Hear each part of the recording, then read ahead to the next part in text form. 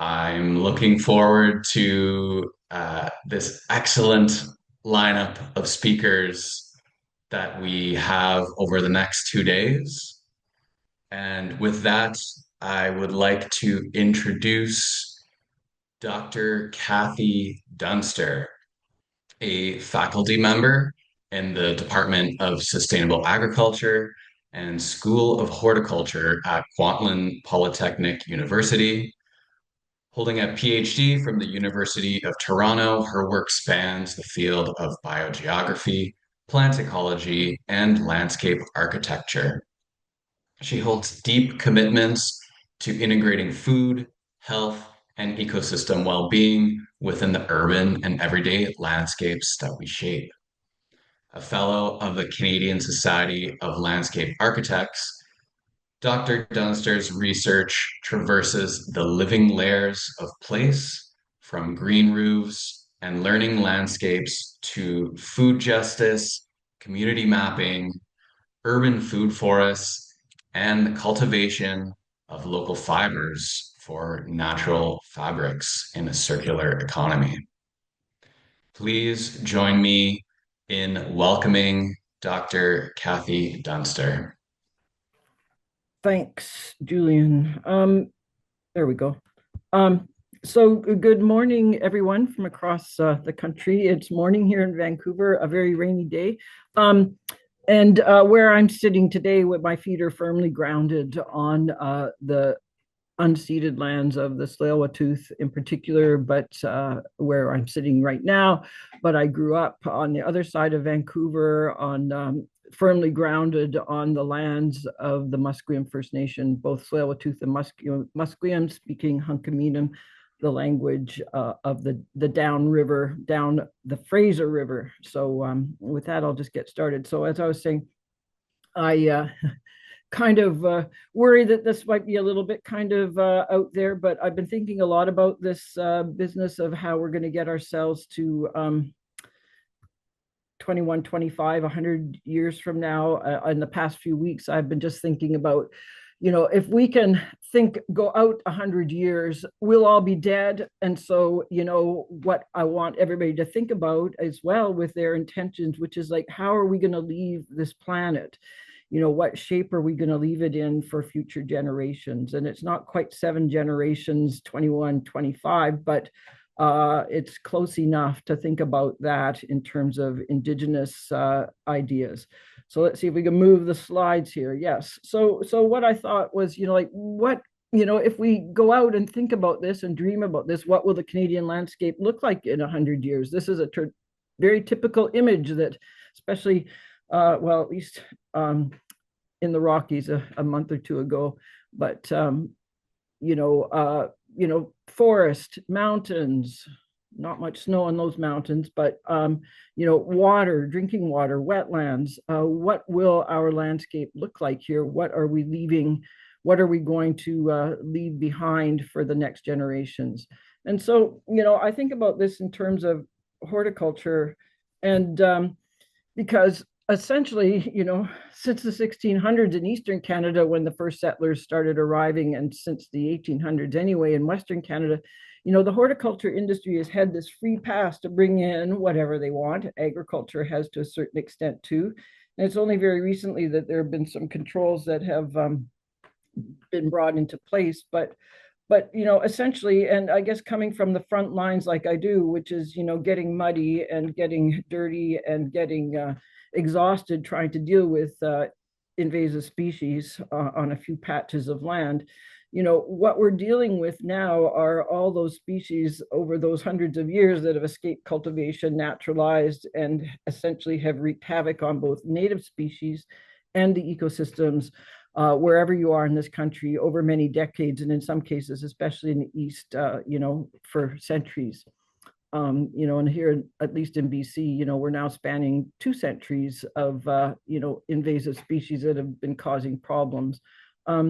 And we all know, and I don't have to emphasize it, but climate change is shifting climate zones. And that, of course, is creating more opportunities for non-natives that haven't been a problem up to this point to actually suddenly take off and become invasive species.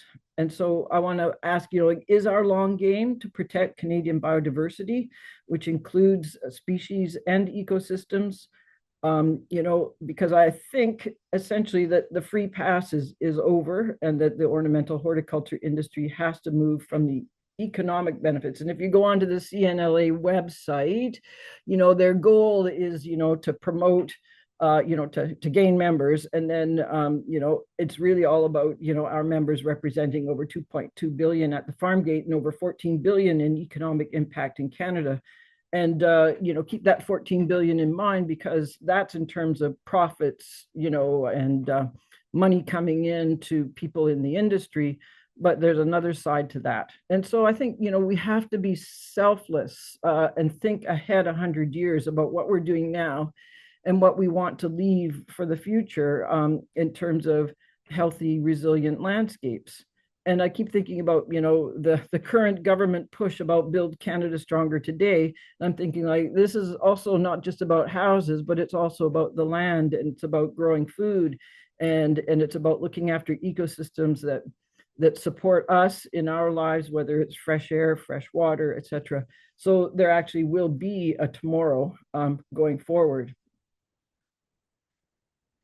And just to give you a little idea of, the new plant hardiness map came out, and just looking at the shifts in BC as a little snippet of it, because the other map is so big because we have such a big country. But, suddenly, we're looking at huge shifts in terms of the potential, the warming of climate, so that species can be on the move.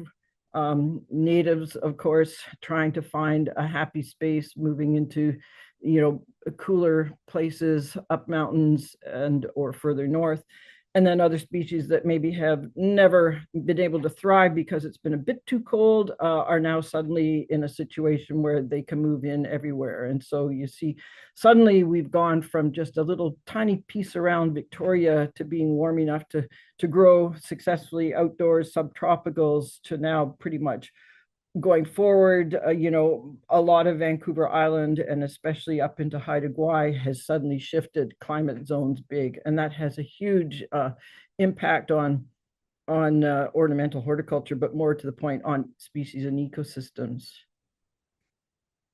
And so I do want to kind of bring everyone's attention to some higher level pieces of work that maybe will help you support what you're trying to say, because I know there's a lot of people that are promoting native plants and are having a hard time getting industry to help out with that.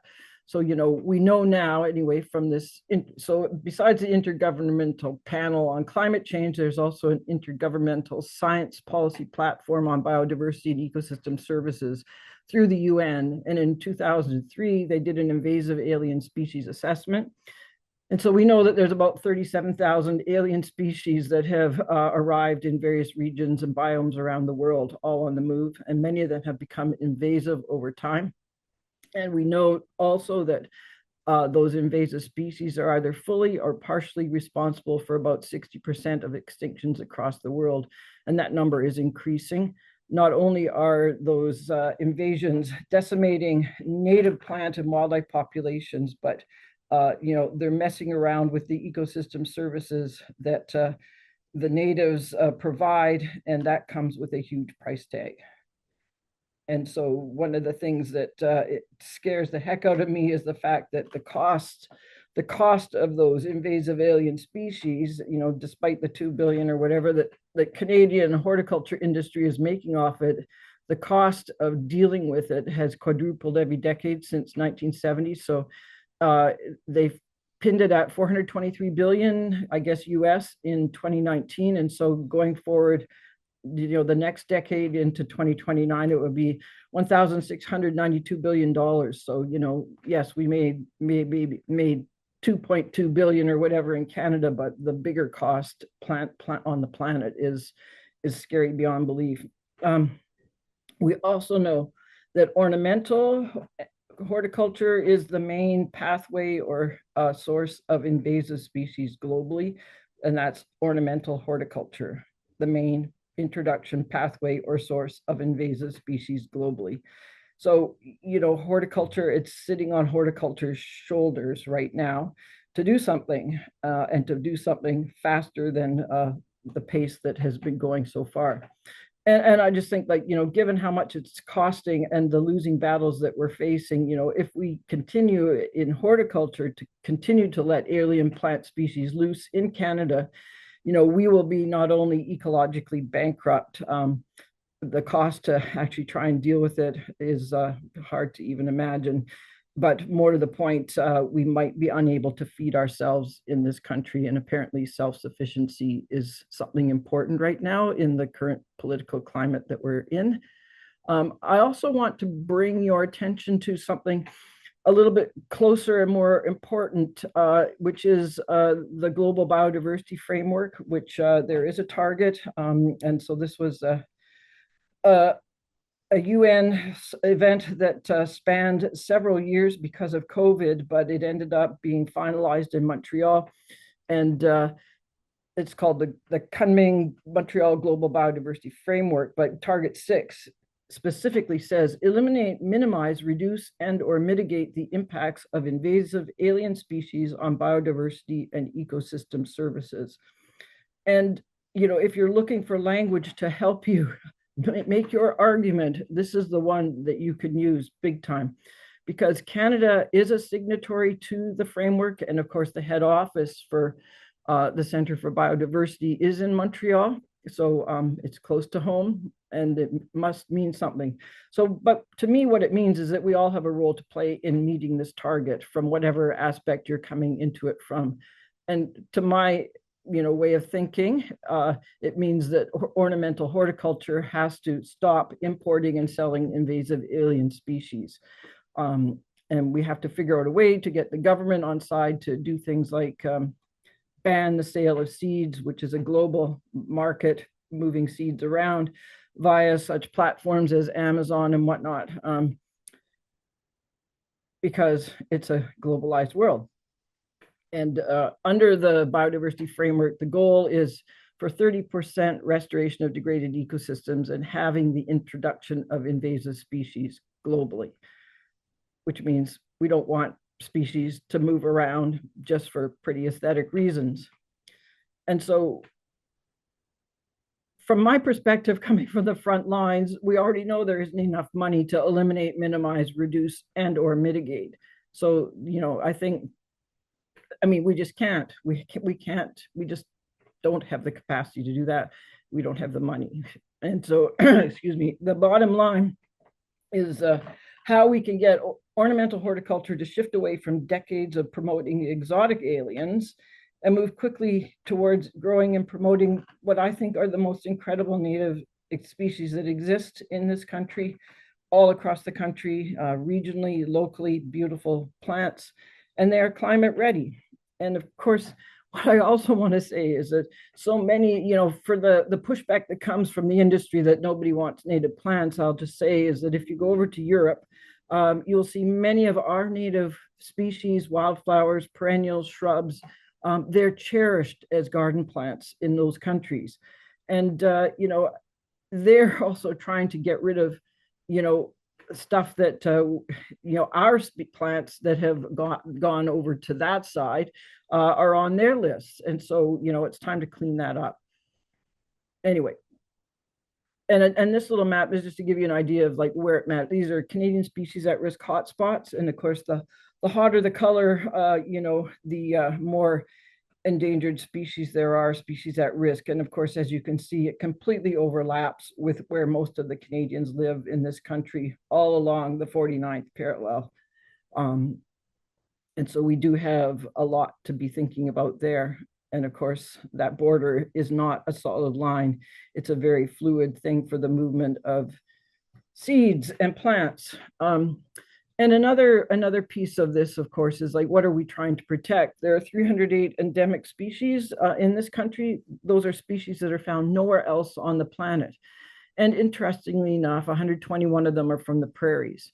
But you can see again, the redder the color, the more endemic species there are in those places. And so, Grasslands National Park, the Rocky Mountain Trench, Haida Gwaii, the Gaspé Peninsula, the north side of, or the south end of Labrador and the north end of Newfoundland, all really, really important places. And that's one of the things we're trying to protect, species that are found nowhere else on the planet. And I was thinking about this because, I work a lot with endangered species. And since, the 70s up to July 2022, we've gone from 17 species at risk all the way up to, in 2022, 841. And this is a really good point to say that we're at this intersection between carrying on with, having plants and animals listed as endangered, or trying to figure out how we can reverse the red and change direction so that we start to take things off those lists going forward. And the only way we can do that is to stop invasive species from causing a problem, because according to the UN and the IPBES, invasive alien species are one of the 5 main drivers of species loss on this planet. And I don't think that number has really sunken in with people, but for the most part, those numbers have been going up by and have risen by 70% since 1970. So that's along with, of course, land use change, big one, climate change, direct exploitation of organisms, and just straight old pollution. I also want to talk a few minutes about pathways for invasives to get in. There are all these pathways, and I'll show you some really interesting ones. But what I want to point, this paper came out very recently. But what I like in this is that besides release, escape, transport contaminants, transport stowaways, all the corridors, and then just unaided through natural dispersal, that this drawing actually kind of points to the proactive measures. And I think this is where we need to get at. And I highly recommend that you find this paper and have a look at all these opportunities that we have for making things, for basically preventing the pathways from letting stuff in that we don't want to come in. So I'll skip through these, but just to say, if you haven't seen any of these maps, this is Cover the World. This is the airline route map for 2024. Here's one composite of the maritime shipping lanes from 2015 to 2021. And they're beautiful in the sense that they're so fluid and lovely. And all they're saying is that anything can move on this planet. Cover the world in roads. There are very, very few roadless areas left on this planet. Unbelievable. And the global railway network. And these are all pathways that, plants in particular can move around intentionally or unintentionally.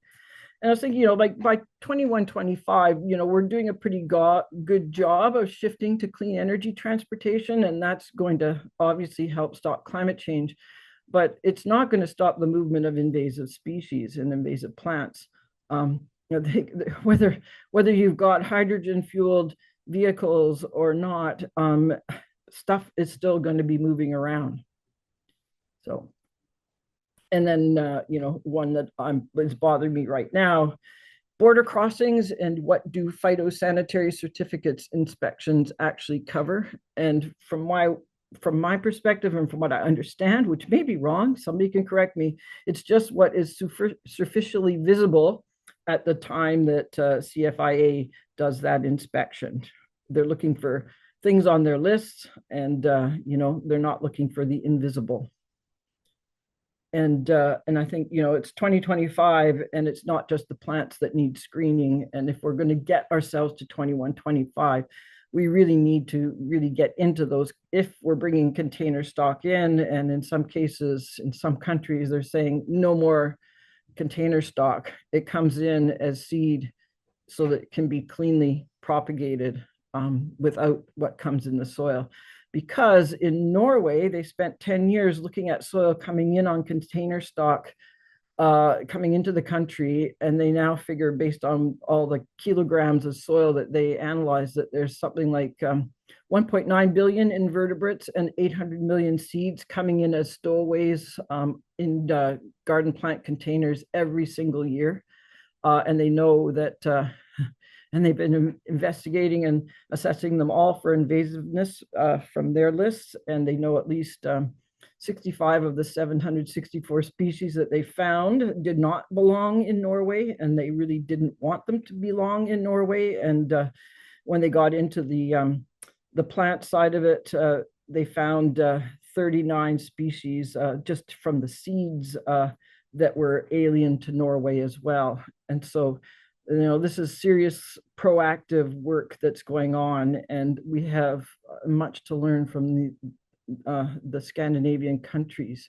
In the UK, I think this is a really good idea. What are the actual risks? So there's a UK plant health risk register. You can go online and have a look at it, where they tell you, what are the pests that can actually seriously threaten. And of course, now being semi-isolated from Europe, etc., homegrown is super important. And if you suddenly have all these pests that could cause problems, that could threaten, human survival, you've got to kind of get your act together here. But yeah, 90 pests can attack oak trees. And of course, oak trees are really important, especially here on the West Coast, the Garry Oak ecosystems, and all of the other species that they support. So early warning systems, that's what we need more of, to be proactive, to reduce, the negative impacts of exotic introductions. We need to know what species are a threat and have the potential to escape. And to that, we need to be really looking further down the line, and not just looking at what's here now and going like, okay, what's here now may not be what is coming down the line.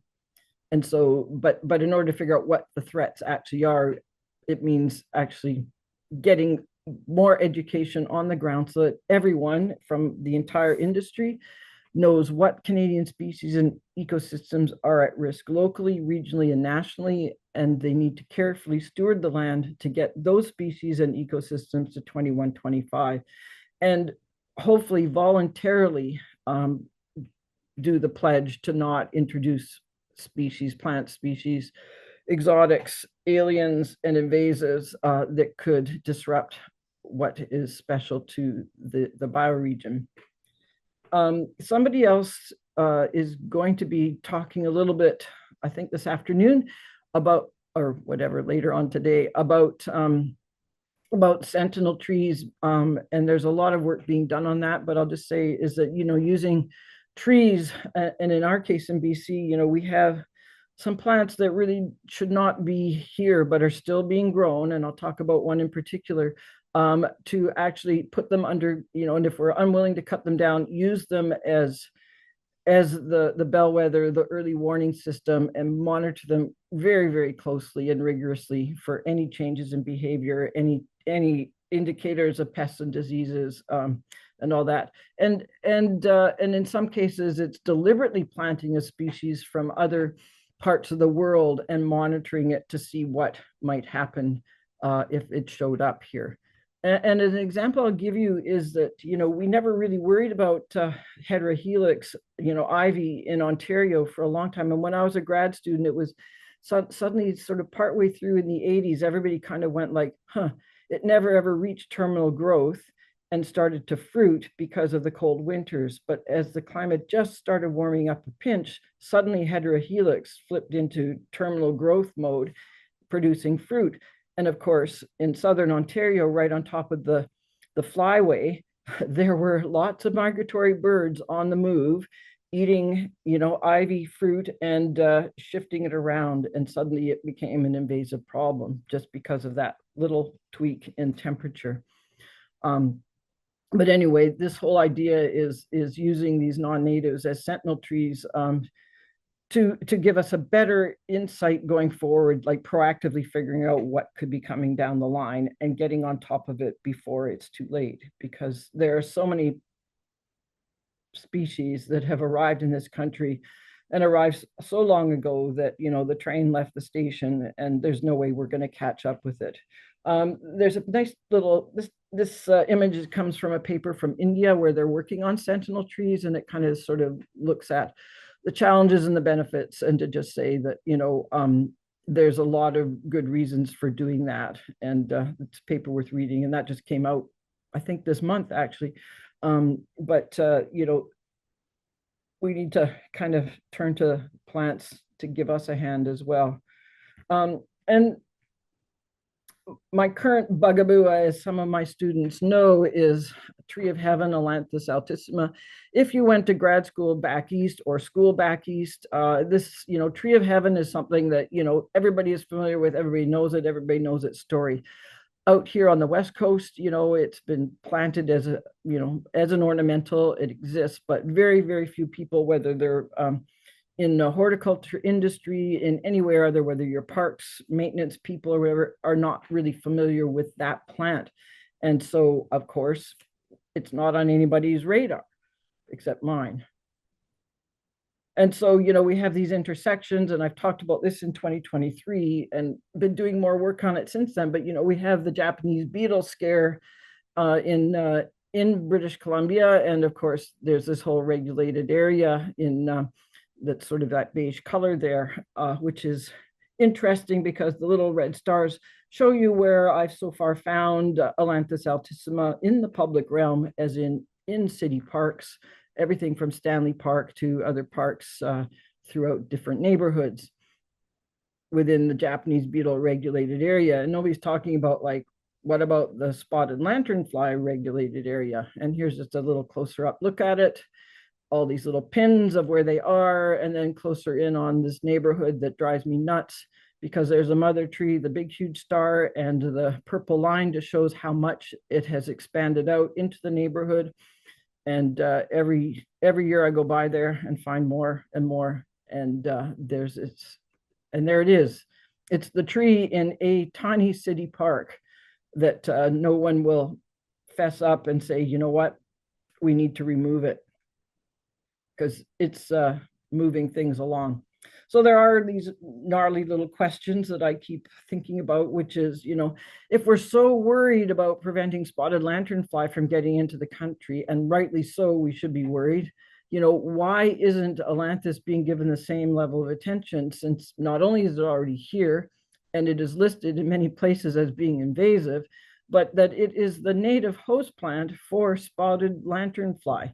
That's what their preferred food is, you know. And if it's there going, and the insect arrives and goes like, oh, look, my favorite food, you know, we're screwed, because it also eats everything else. You know, if you think Japanese beetle is bad, spotted lanternfly is just magnitudes worse. And so, you know, when I go back to this idea of, could that park actually, that tree in that park, continue to exist as a sentinel tree?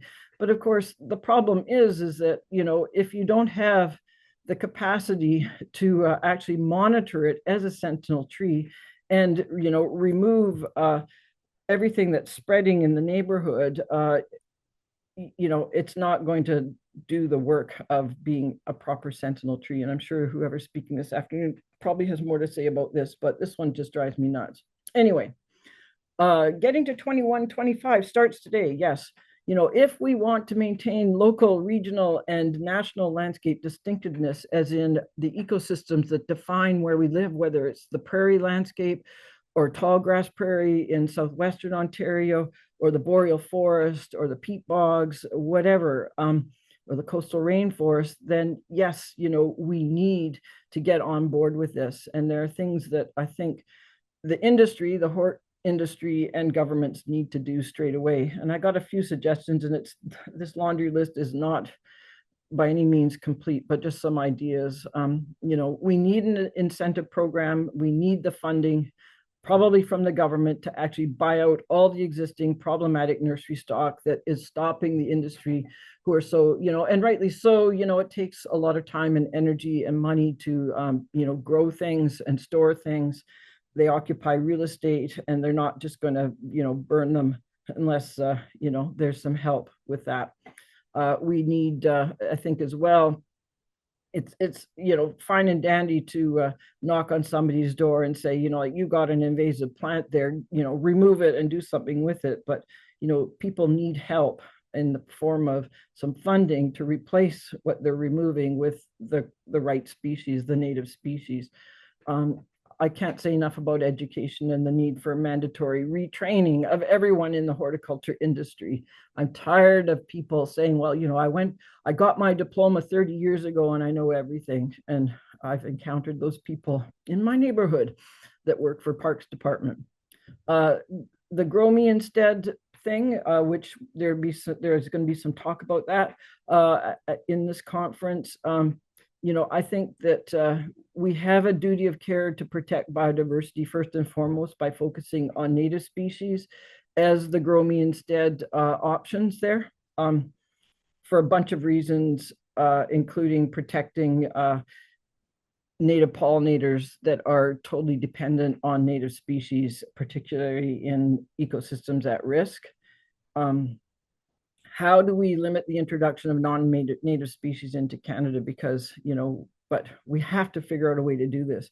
And, Ailanthus being the plant that drives me nuts right now. I went on to Amazon and I just, searched, Ailanthus seeds for sale in Canada. And yes, you can still buy Ailanthus seeds for sale from somebody in Canada. Unbelievable. So how we get the government to help, stop that from happening, because we managed to do that, which is like restricting the movement of like apple trees into British Columbia to protect the Okanagan orchard industry and such like things. It can't be that hard to regulate some of this stuff. And another thing, I guess, is just kind of like on the ornamental landscape maintenance side of things, is that there are a lot of landscapes that are constructed with good intentions, but are, basically handed over and then they just fall apart. And the next thing you know, they're full of weeds, and the weeds often have invasives, and the invasives start spreading into the neighborhood. And it's just like, if you can't guarantee that the maintenance is going to happen, then just don't do it. And think about giving it back to nature, by restoring and rewilding, which is a part of the global goals anyway, which is maybe the simplest way out. And in some cases, like some municipalities, the developers hand back things that they know that they can't look after, ecosystems like little bits of creek and whatnot, to the municipality, because they hope that they'll do a better job of looking after them.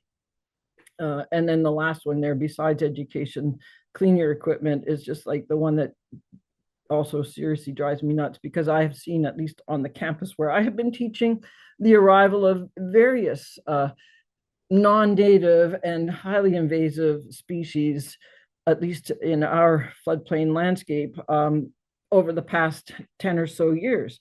The most recent arrival being Hellebrine orchid, which is a European orchid that has shown up, and it's either shown up on the landscape contractors' dirty equipment, their mowers, etc., or in the mulch that they brought in and distributed around. But it's there now, and the orchid seeds are so tiny, and it spreads and by seed very, very rapidly, and it's annoying.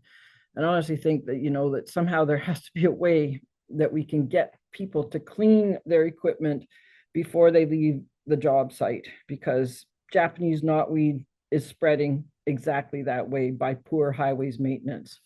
A few more slides and then I'm done. So, my words of advice: go eco-regionally native as the first and best choice for plant selection and landscape design. I think we're making progress with that. Our beautiful native species are loved in gardens around the world, and we need to embrace them even more. And more to the point, if there are so many selections now, nativars, as we say, the cultivars that are native, that rival non-native ornamentals, we need to embrace those species and give them front and center attention.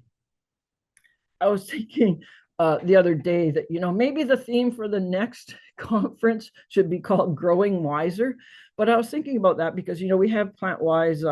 This is the Invasive Species Council BC, the sticker a plant-wise recognized retailer. But, there are things to think about this in terms of like why we would go native, especially, but, there are bottom line benefits, and especially as we're moving into, droughts and water shortages and charging for water, that, just by going native, it will reduce the need in a lot of cases for irrigation and of course for fertilizers. Native plants are adapted to local climate conditions, and of course that would make them more resilient in any garden. You can go on that long summer holiday and probably they'll thrive while you're away. Most importantly, maybe, is that they provide essential habitat for wildlife, and particularly for pollinators like native bees and butterflies. And, we have incredible native bee biodiversity in this country, all dependent for the most part on native plants. And they're the ones that are doing the actual pollinating, providing those pollination services that feed us. And without them, we're hooped. And I think lastly, if we think about, this globalized world that we live in, but we are all local to some place, the idea that native plants will help ground us where we are in our local environment, and give us a sense of place that is hyper local to where we are. And hopefully going forward, that guarantees that, we will all care for the land, and we will engage everyone in place saving actions, which, pretty much starts with stopping invasives from dominating the land. And so just a few more, and then I think we've got I think this is the last two slides here.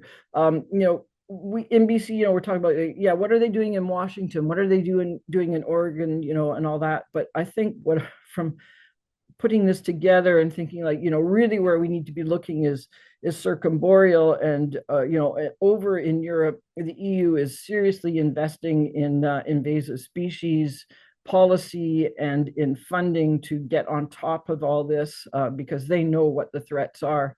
And I was looking at Sweden and their list stuff, their watch lists the other day. And what's hilarious about their watch lists are that there are so many of the native species of Canada that are on their watch list as being seriously invasive concern in Scandinavia, and in particular Sweden.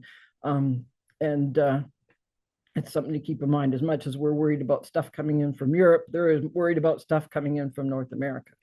I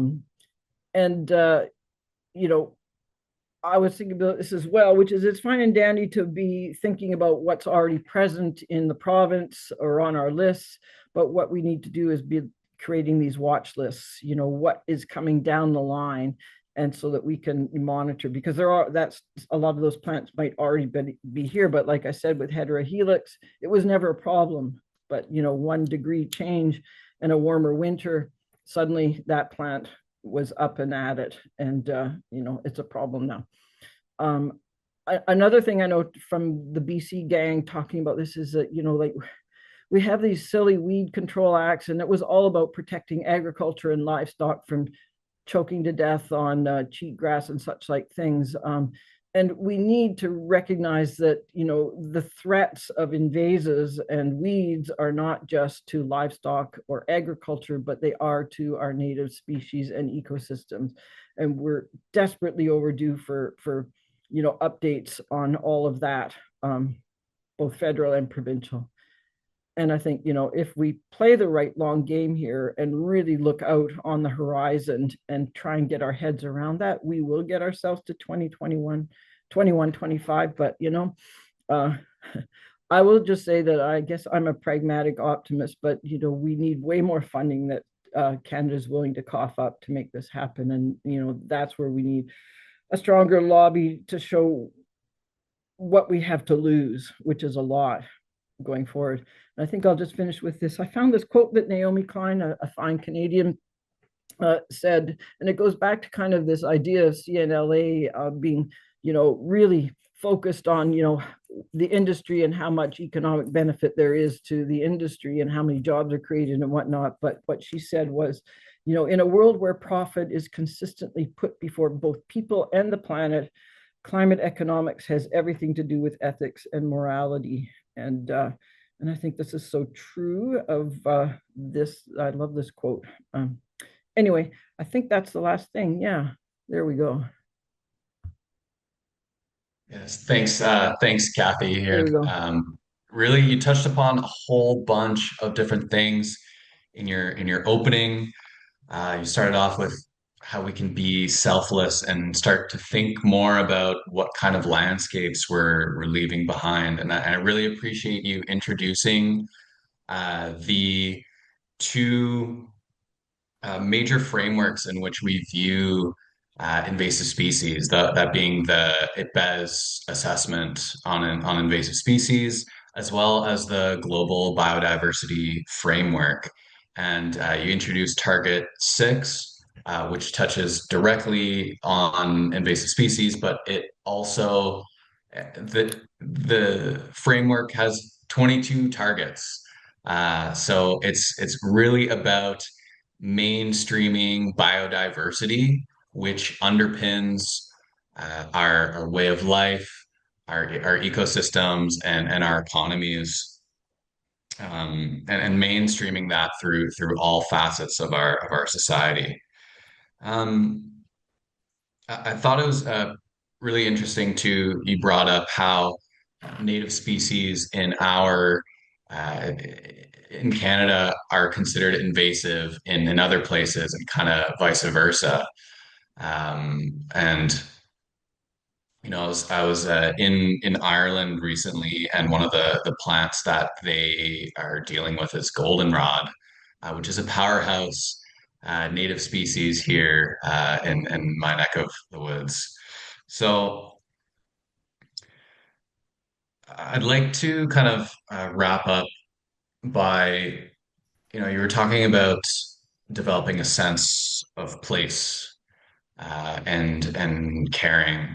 And I thought that was kind of a good place to kind of end. And I wanted to ask you, as we look ahead over the next 100 years, what is the single most important shift the ornamental horticulture industry needs to make now to set us on the right path for the future? Good question. I think it's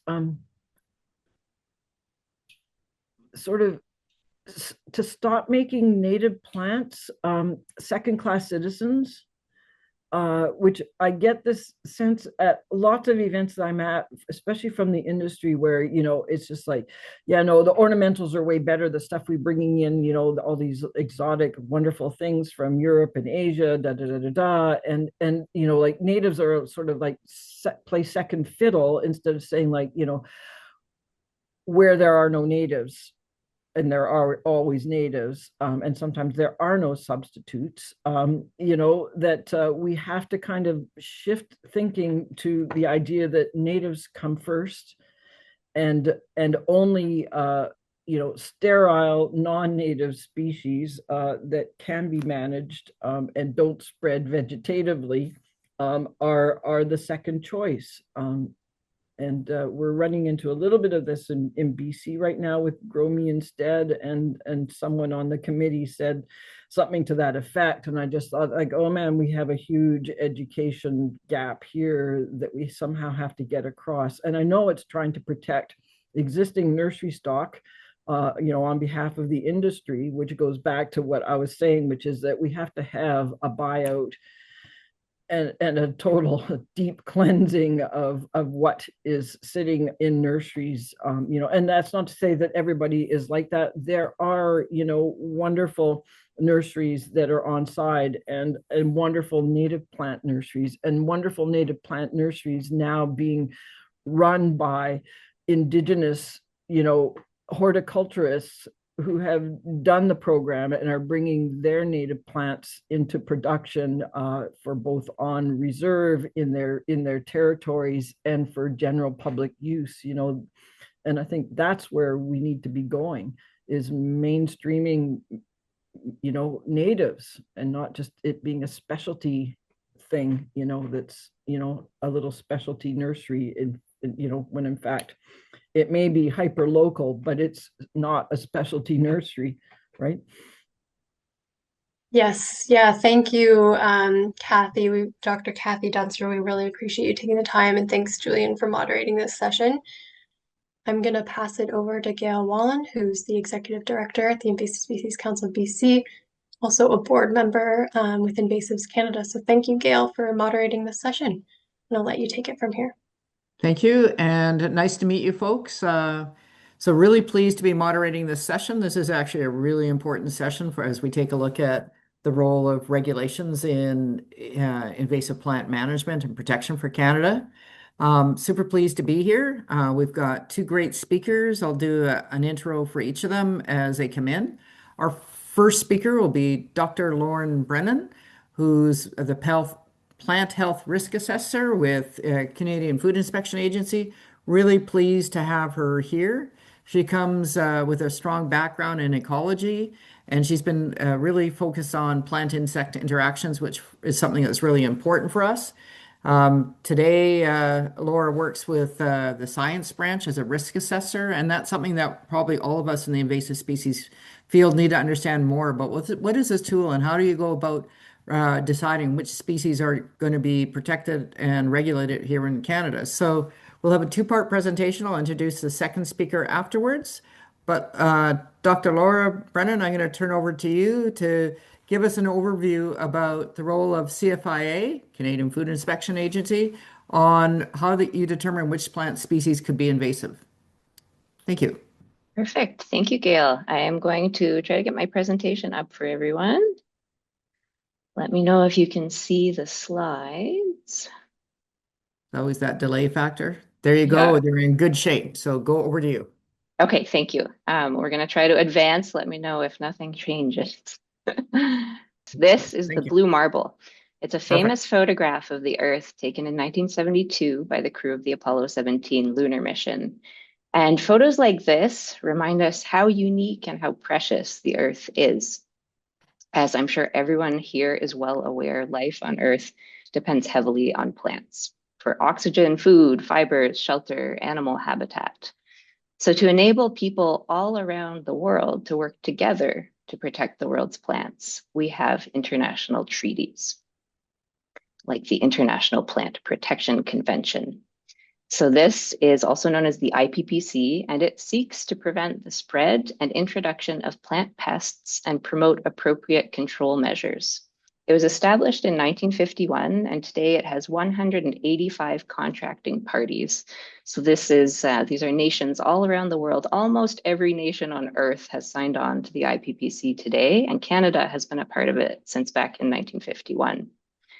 Each member of the IPPC follows international standards on a wide range of topics, everything from wood packaging to pest risk assessment. That's what I'm going to be focusing on today. And these standards are published as things called ISPMs, International Standards for Phytosanitary Measures, and they are designed to allow everyone all around the world to work together to protect sustainable agriculture, enhance global food security, protect the environment, forests, and biodiversity, and also to facilitate economic and trade development.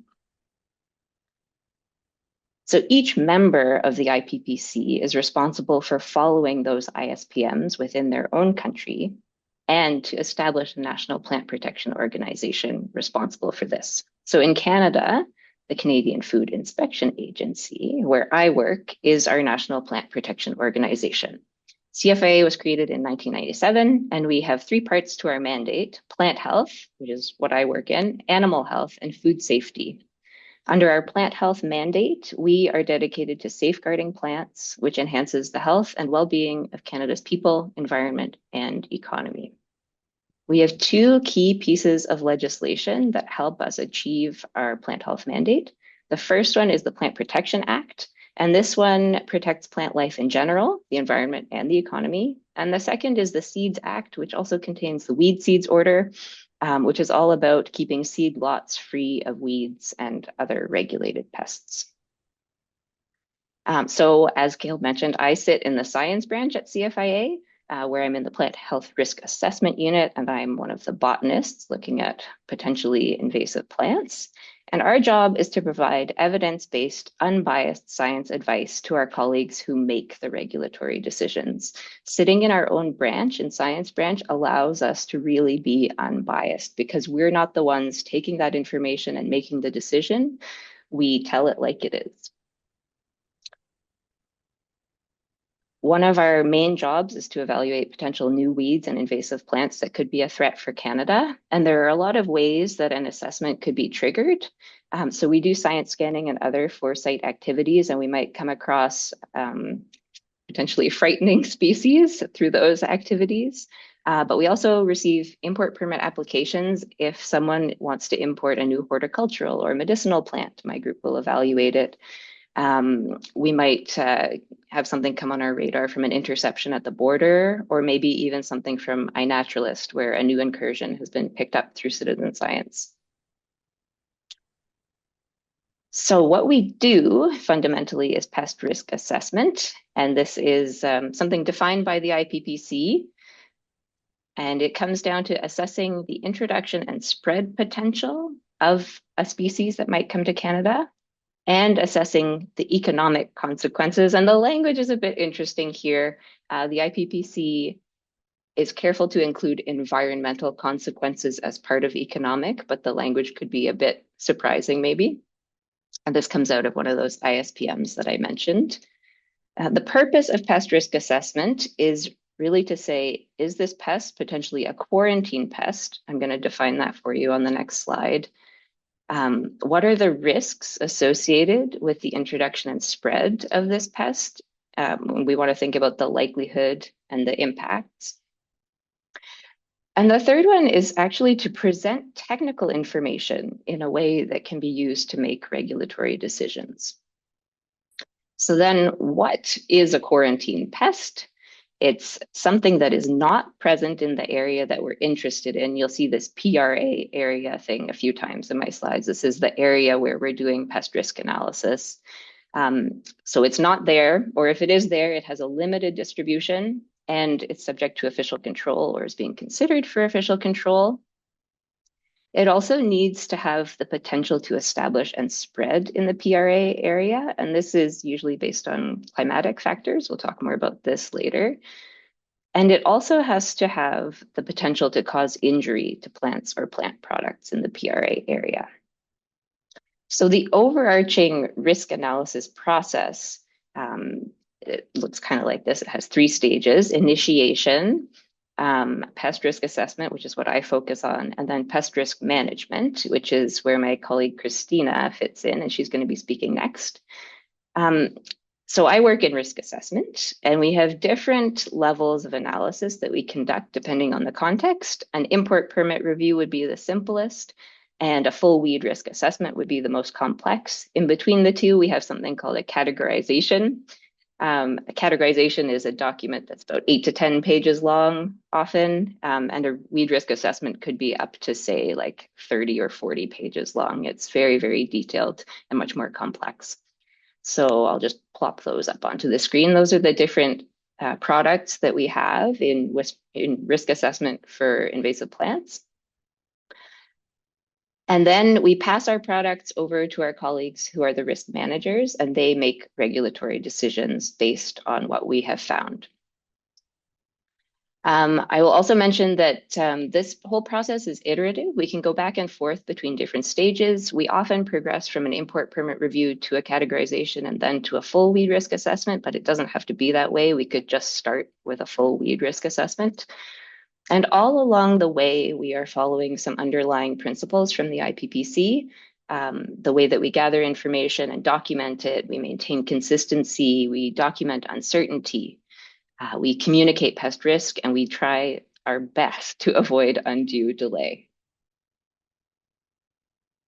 So we're going to jump into weed risk assessment because we really need a full weed risk assessment completed before a species can become regulated at the federal level.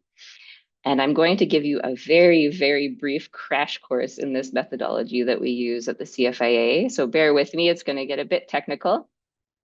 So we use a process developed in the US. It's called the USDA PPQ model, and Tony Coop, our colleague at the USDA, and his colleagues put this together. And there's a citation down at the bottom of this slide where you can go to read more about that method if you're interested in all the nitty-gritty details of it. So this is a spreadsheet style weed risk assessment tool where we have a whole bunch of different questions that are mostly with yes or no answers, and they're grouped into 4 different risk elements. The first is establishment and spread potential. The next is impact potential. Then we have entry potential. And finally, geographic potential. This comes with a really detailed guidance document explaining how to answer each question. And with each question, the assessor has to rate their uncertainty. So based on the evidence that we've found and documented, we have to say whether it's negligible, low, moderate, high, or maximum uncertainty. The final product that comes out of this, we get a figure. I'll show you an example of this later, and we get a map when we do some GIS analysis for climatic suitability, and we also produce a written report for decision makers, capturing all the most important pieces of evidence. So a bit more about the questions for each of those risk elements. These are the things that we're searching for in the primary literature as much as possible, but we will refer to other sources when necessary. So for establishment and spread potential, we have 28 questions. Things like, what is the status of this taxon outside of its native range? Has it been introduced elsewhere? Is it invasive elsewhere? What are the dispersal mechanisms for propagules? Is there evidence of a persistent seed bank? Impact potential, we have 18 questions, some general ones, like do we see any evidence of allelopathy, or is it a parasitic plant? And then we look at natural areas, anthropogenic areas, and production systems with specific questions for each of those types of habitats. Entry potential, 13 questions. Is someone trying to bring this into the area we're interested in? What's its cultivation status? Could it come in as a contaminant? Could it come in through natural dispersal if a seed can stick onto a bird and the bird's in the US and flies over the border to Canada? And then finally, geographic potential is a bit different. It leads us to a GIS analysis, but we consider at least 3 climatic variables: plant hardiness zones, climate classes, Köppen-Geiger climate classes, and annual precipitation bands. You also now have the option to include altitude in your analysis. So what we do is we obtain publicly available occurrence records for the species we're looking at. And using those, we're able to identify what hardiness zones it grows in, what climate classes it grows in, what precipitation levels it seems to need. And then we can combine all that and project it onto the areas of Canada that would be suitable for that species to grow. So I'm going to give you a quick little example. I think we'll have to be very quick, but this is a weed risk assessment that we did complete a couple of years ago on Bryonia alba, white bryony. So we had found that it was a potential quarantine pest for Canada through a categorization we had done. It's a vigorous perennial vine in the Cucurbitaceae. It's occasionally grown ornamentally, and the dried roots are used medicinally. So I'm going to show you now the kinds of outputs that we get from this weed risk assessment model. We're going to start with the risk plot. There's a lot on this figure. I'm going to go as quick as I can, but you see the x-axis is establishment and spread potential. So those questions we answered for that section, the scores come out here. Then the y-axis is impact potential. So questions we answered about evidence of impacts.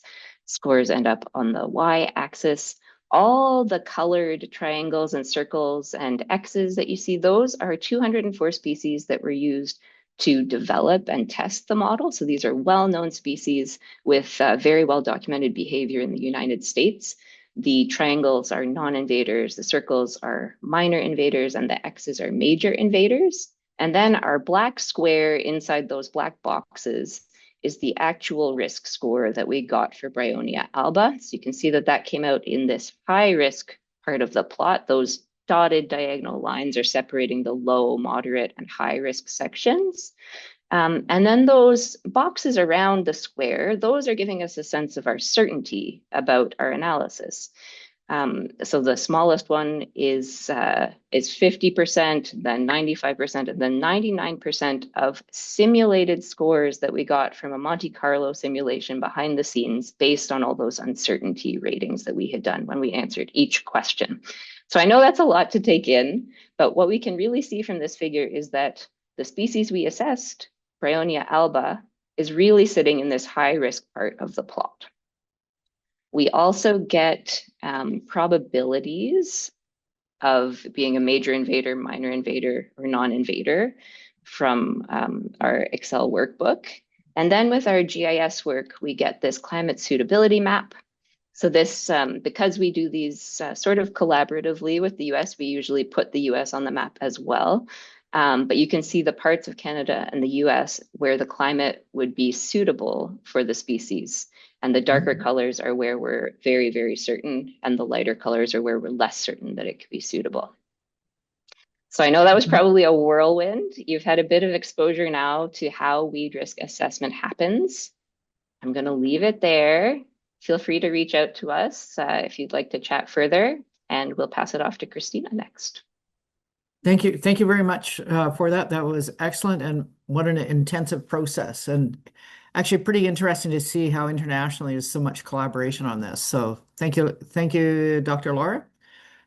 Our next speaker is Christina Pock, who is also from the CFIA. We've worked with Christina for a long time, as she's a specialist in the Invasive Alien Species Program, particularly focusing on grains and oilseeds. She leads the Invasive Plants Program, which many of us on this call are very interested in. So Christina, I'm going to turn it over to you. And let's see if your presentation loads well. Thank you. So big question is, where's the role of federal government and what is it? Over to you, Christina. Thank you. Can you see my It's perfect. Yep. proper screen? Okay, We so can. I'm just going to load this. Move that. Sorry. All right, thank you, Gail, for the introduction. Yeah, so I've been with the CFA since 2011, and I lead the Invasive Plants Program. I'm happy to be here today to give you an overview of our program. I'll be talking about the risk analysis process, so a continuation of what Laura just talked about with the risk assessment process, emphasizing the importance of partnerships in the success of our program. And I'll also give you a couple of examples of our regulated invasive plants that are in the ornamental trade. So the Plant Protection Act and regulations, as Laura mentioned, are our main legislative authorities, and they're effective tools in the regulatory toolbox to help us prevent the introduction and spread of invasive species in Canada. So under this legislation and as part of our mandate, we aim to protect Canada's agriculture and forestry sectors from economic and environmental impact of introduced pests. It also enables us to prevent import and export and spread of pests, and to regulate import-export domestic movement of agricultural, horticultural, and forestry products, etc. And finally, it allows us to facilitate access to foreign markets from a phytosanitary perspective. So the Plant Protection Program has a strong legislative foundation. We use a science-based approach, as Laura discussed, and it considers control costs associated with the invasive species once they're introduced. And as a result, we concentrate on prevention first so that our resources have the greatest impact. This means focusing on high-risk pathways and pests, and pests that are not in Canada yet, or if they're present, they have effective regulatory tools. And then managing risk at origin and verifying compliance upon arrival. Also, partners and stakeholder input are key to our program, as well as education and awareness that I know a lot of the discussion today will be around. And lastly, we consider the cost and impact of the different risk mitigation options if the pest is present. So what does federal regulation mean? So for species that are absent from Canada, and this is the case with most of our regulated species, federal regulation means restricting and prohibiting the import of regulated pests, import requirements, treatment that may be required to remove or devitalize the pest prior to import, inspection and sampling of imports to verify compliance and confirm absence, and surveys to detect the plant pests and verify that they're absent. And then for pests, for species that are present in Canada with limited distribution, in addition to the points above, federal regulation means response plans and control, survey to determine the extent of the population, if it's limited or widespread, and then determine if official control is possible, and that can take the form of eradication or containment depending on the situation. So as we all know, the impacts of invasive plants are significant, and our section leads this program across Canada.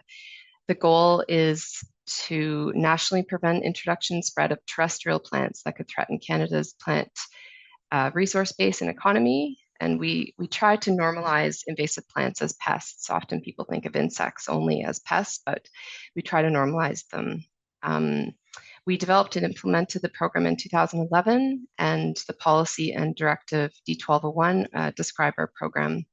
So we recognize both intentional and unintentional pathways. So for example, ornamentals versus weed seeds, contaminants in grain. We focus on prevention, as I mentioned, of species that aren't present here or present in limited distribution. And we now regulate 21 species under our Plant Protection Act, and additional species are continue to be added as new information becomes available. That list can change, so it should be checked regularly. The specific regulatory requirements are based on the pathway, available risk mitigation measures, and use of the plant or plant product. So Laura talked a bit about this, but this is kind of the process that we use to determine the regulatory status of these pests. The first two steps were kind of discussed already, the initial screening and then the risk assessment process. And then at that point, our section within the policy and programs branch of the CFIA prepare the risk management documents. And these contain management options for consideration and recommendations from the CFIA. These are used to consult with stakeholders, which is the next step. And it's an extremely important step of the process. So we broadly consult internally, externally, and based on those comments, after they've been reviewed and a regulatory decision is made, then that RMD is posted on our website with the decision. And then comes the part of communication, so internally and nationally, internationally. So we issue World Trade Organization notifications and listservs to all our stakeholders that are signed up. And then finally, implementation under our program when the decision is made and the species is added to the list of regulated pests. So as you can see, it's a lengthy process, and there's lots of communication and consultation along the way. And I'll just note that there are some ongoing activities even after a decision is made. There's lots of analysis and continued discussion with stakeholders, even within the CFIA, based on operations branch within our agency, and then ongoing monitoring modifications of the program as new information becomes available. And if needed, control options may be changed. So it may change from slowing the spread approach to site-specific eradication if there's new introductions. And a lot of these activities are done in partnerships with the affected provinces and municipalities. So here are the 21 species that we currently regulate under the Invasive Plants Program, and several can be found in the ornamental pathway. So this list is on our Appendix 1 of our D1201 on our website, and there's the QR code there. And so the species, as I mentioned, can change and should be checked regularly. I also wanted to raise the fact that there's 3 species or genera on here that have some native species that are exempt, and those are listed on the more in-depth Appendix 1. So it is a legal obligation for everyone to report these species to the CFIA if they're found, and they're prohibited from nursery sale. So now I'll give 2 examples of our federally regulated ornamental invasive plants. There are quite a few, but these are just 2 examples. So our first example is Rhododendron or giant reed. It's a perennial grass that can grow up to 10 meters tall. It dominates moist, well-drained soils, ditches, and floodplains. It crowds out native plant species while providing little food or habitat to wildlife. And there's an interest in this species as an ornamental, but also as a biofuel crop. So it was regulated by the CFA in 2018, and it's prohibited in nursery sale, and the CFA should be notified if it is seen. Our other example is kudzu, which you may have heard of. It's a perennial climbing vine with rapid growth that smothers vegetation. It's caused significant damage in the US, and it was regulated by the CFA in 2015. There's only one population in Canada that's been found in southern Ontario on a slope, and this species is often planted for erosion control in the US, and perhaps in this situation as well. So the CFA partnered with the province of Ontario, OMAFA, and OMNRF in a 10-year eradication plan as part of a cost-sharing agreement with the province. So that was completed as of last year, with still some spot treatments required on the site. Once again, this species should not be sold in nursery trade, and the CFA should be notified if it's seen. So that leads me to the importance of partnerships and engagement in the work that we do. So as we've talked about, everyone has a role to play in preventing the introduction and spread of invasive plants in Canada. And this role can include reporting. So a lot of our finds in Canada have come through citizen science and iNaturalist platforms, that type of thing. So that's always a really important point. Also sharing risk analysis information and expertise, collaboration on research. So this research can help us with our supporting our regulatory decisions. So for identification tools, for example. And then importantly, the raising awareness and distributing educational material such as PlantWise and Grow Me Instead. And finally, just everyone providing input on consultations and IAS issues in general is always very helpful for us when we're enhancing our program. So here are some of the partners that we work with in our section, just to ensure that plant health is protected in Canada.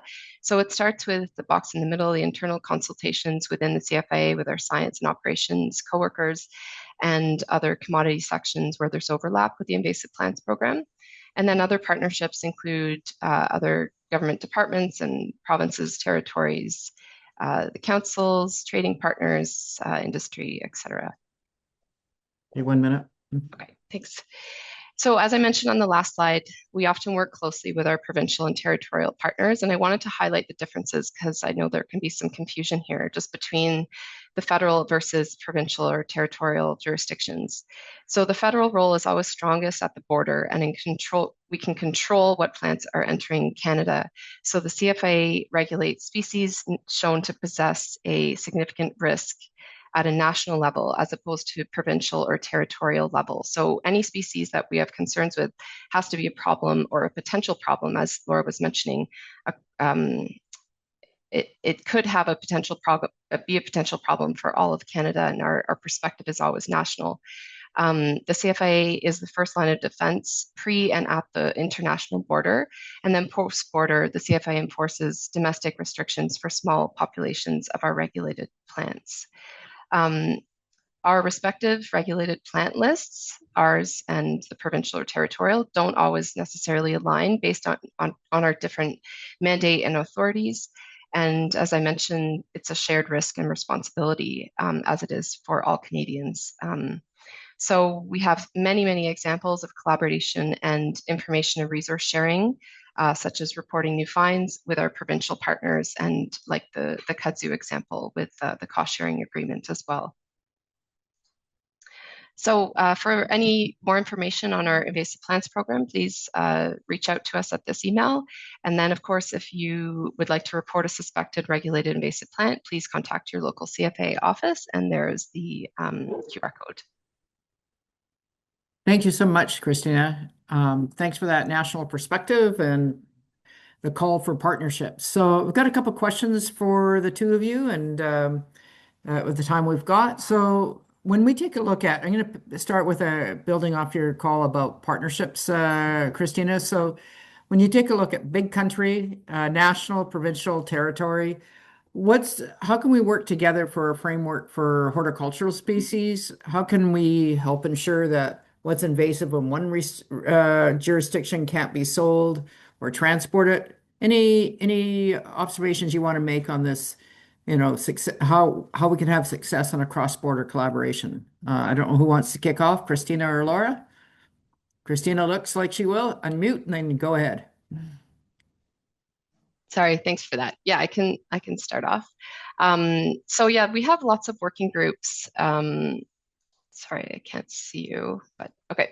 And so working groups and tools that we use, and I think that those are very important to have kind of a shared preventative framework for horticultural species. So resources for communication, especially awareness and education across jurisdictions helps for sure. So the CFA launched the Canadian Plant Health Information System in 2021, and I believe that would be a great example of a new online tool that improves information sharing and collaboration across all levels of government and academia.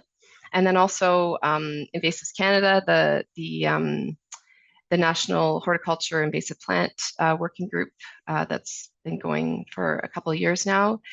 That's been very valuable to us, and I think every participant, including landscapers and garden retailers, just to understand industry needs and develop tools to prevent the spread of invasive plants. And then we have quite a few examples. I touched on them a little bit, but working with provinces and also our US counterparts. So there's several species that we regulate that the US has already, like kudzu, for example, Japanese stiltgrass, some other ones. And we work very closely with them to learn how they've stopped the spread or controlled them, their regulations. And we've been able to have a lot of lessons learned from them. Also with Arundo, we looked at regulation for a long time, and yeah, discussions with the US really informed those decisions. Okay, thanks, Laura. Do you want to add to that at all? Sure, I'll chime in a little bit from more the risk assessment perspective. So we often share our risk assessments with the US, which isn't really about working with the provinces, but we're always happy to share with anyone who wants to see our work. So I'm going to pop a little link in the chat, which is where you can find a list of all of the risk assessments that we've done. If I can do this correctly, let's see. Okay, well, we know you're going to put it in, so you yeah, put it in you'll after share it as yeah. it needs to be shared. So you can go there and you can send us an email asking for any of those things. We're happy to share with whoever's interested. I'll also mention there's another table, the Weed Surveillance Community of Practice, that my group has participated in, which is a great information sharing opportunity, collaboration across levels of government. So people from CFIA, people from Agriculture and Agri-Food Canada, and provincial weed specialists all were getting together at that table and having some good cross-border discussions there. Excellent, thank you, and good links there. Just to wrap with one more question to you, just realistically, what's the role that regulations can play? I mean, you've all talked about partnerships, and we all know that safe driving is, you can regulate it all you want, but there's also peer pressure and everything else. So what's the role of regulation in preventing the spread? So give you both the chance to wrap up with your thoughts. Are we leading? Are we proactive enough, reactive enough? Leave it to you. Well, we definitely focus on prevention, as I mentioned, and regulations definitely work better if the species is not here yet. We've seen that time and time again.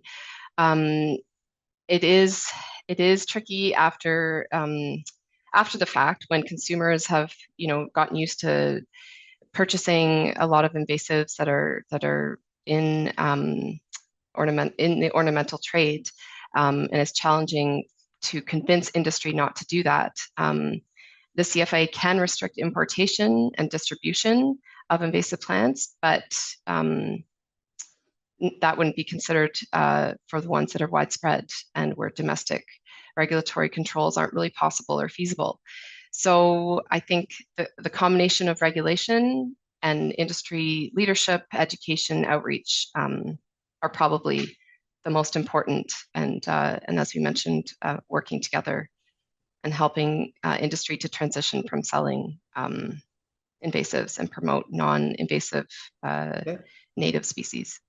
So one tool and a diverse toolbox. Okay, Laura, your response back, the role of regulations, proactive, reactive.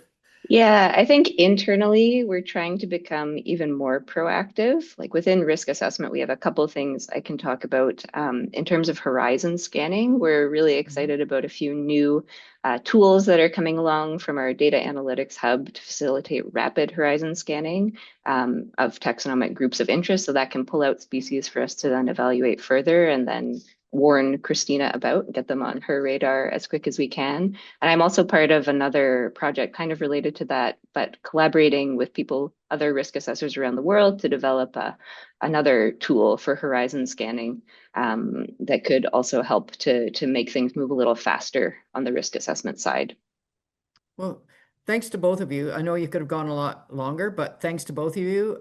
Definitely a key role in protecting our borders for sure, the prevention coming in, and great to share those resources that you have. So thank you very much for your time. I'm going to encourage people to add extra questions back into the chat box there, and Christina and Laura can take a look and try to respond. So thanks for the leadership in Canada. Over to you, Gabby. Thank you. Excellent. Thank you to both Christina and Laura and Gail for moderating that session or that part of the session.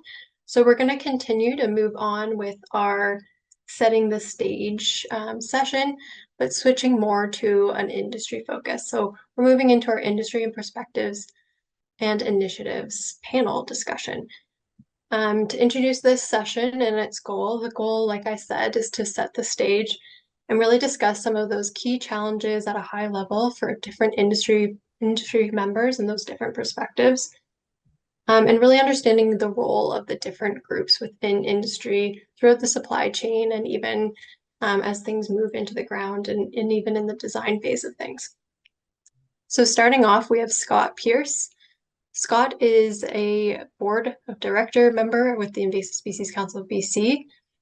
Scott's also a BC horticulture industry member. He's retired from and was a former partner at Garden Works in BC, which has multiple up to 10 locations across the province. So a lot of experience on sort of the retail supply side of things. Andrea Eastham is also joining us today. She has a lot of experience as well, both working for invasive plant councils and within the horticulture sector. So Andrea Eastham is representing the sort of horticulturalist perspective today. And we also have Heather Shibley joining us today. Heather is an assistant professor with the University of Guelph, the Landscape Architect program, and is really helping to shift some of the curriculums that those students receive. So some really exciting panelists we have here today.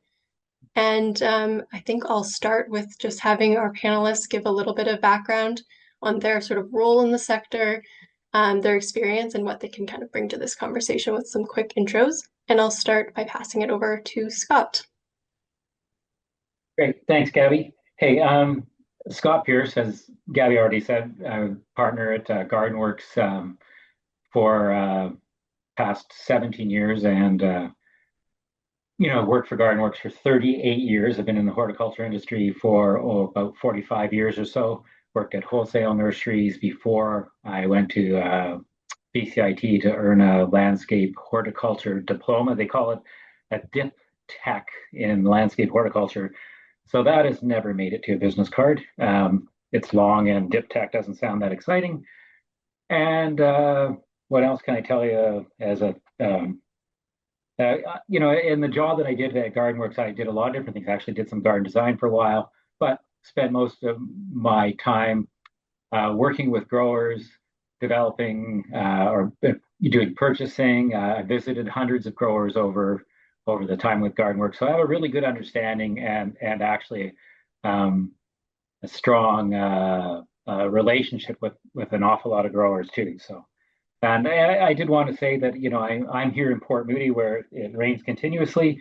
on the territory of the Tsleil-Waututh, Musqueam, Squamish, Stolo, Coquitlam, Quaquot, Katzie, and Kwantlen nations, and acknowledge and appreciate the opportunity to live here and occasionally work as little as I can.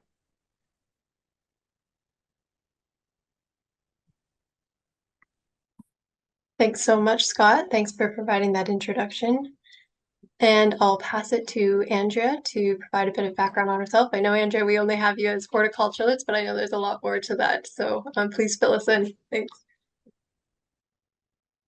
Thanks, Gabby. Excuse me. I'm speaking today from Kitchener.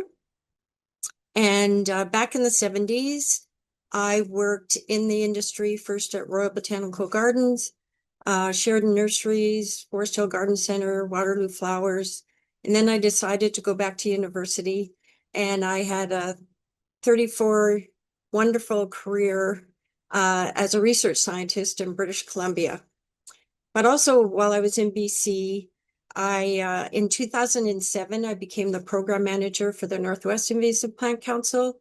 And that council is responsible for on-the-ground management and education awareness, developing partners, the whole thing.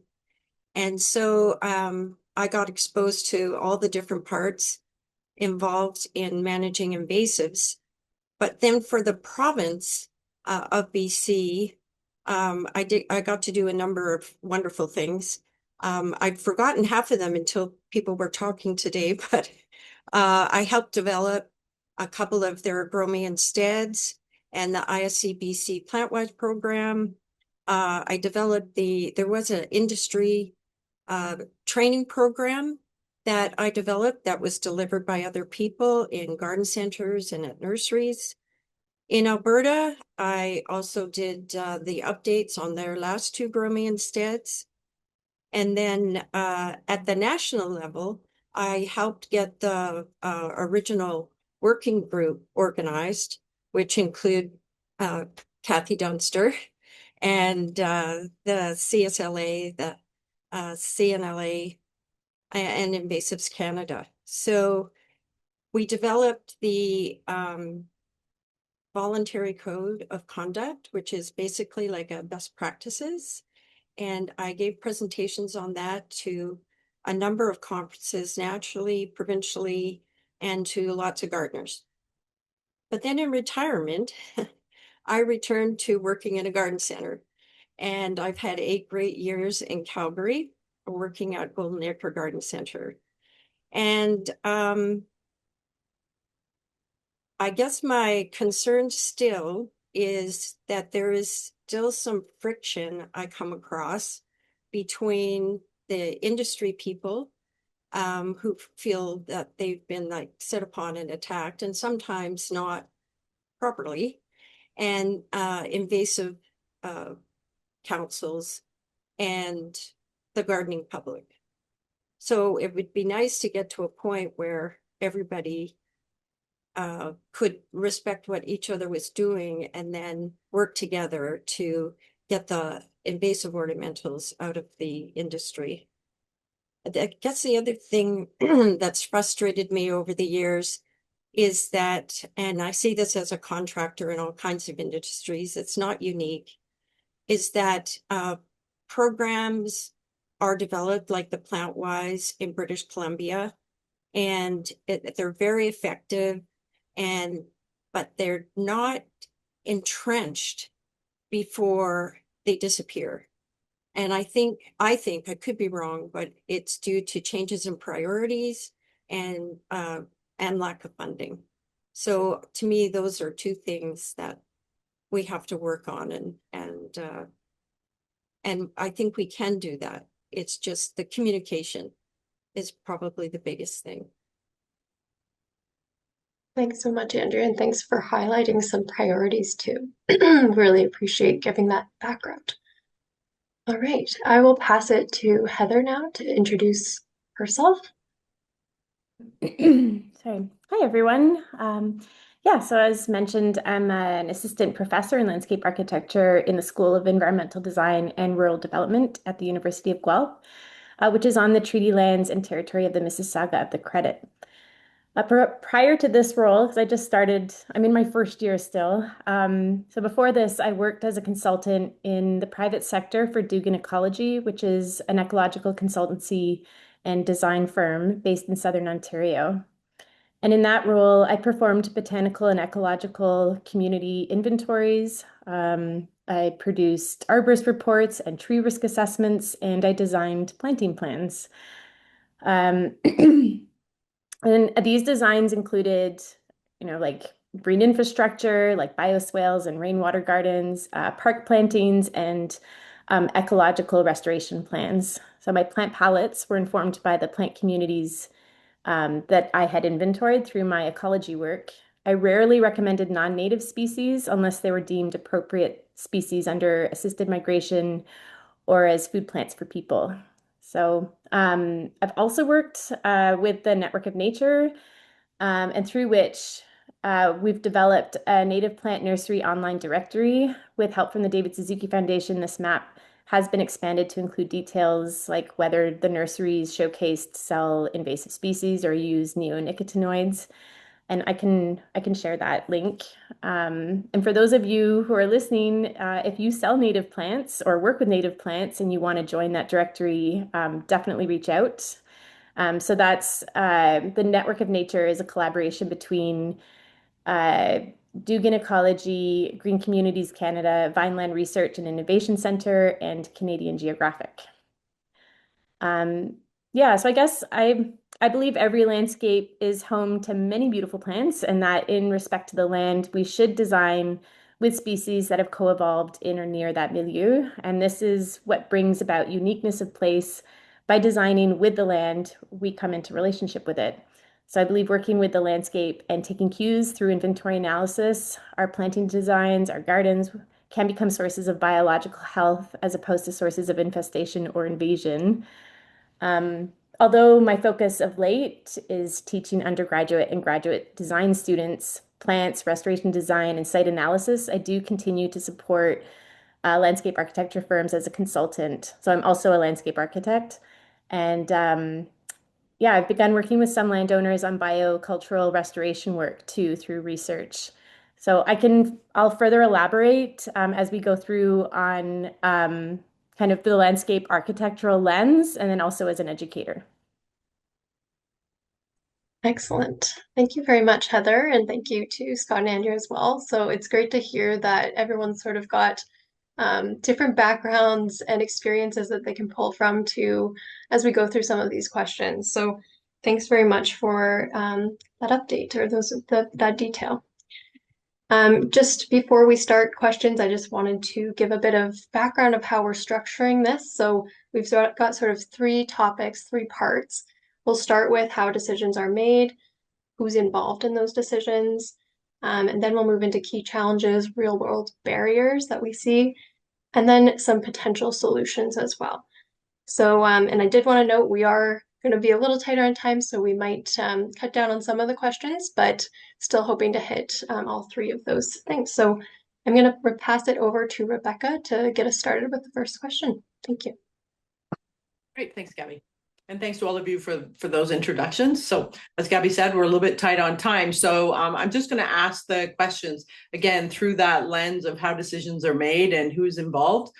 I'm wondering what factors or priorities most influence decisions about which plant species are most often used or grown or sold within your part of the industry.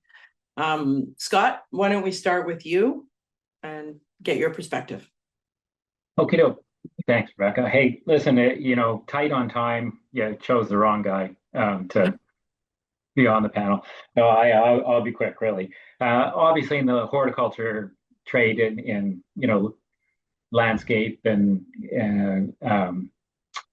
gardening, the public demand for plants is the main driver, or the demand from industry as well at the growing wholesale nursery end of it is the main driver and what's being grown.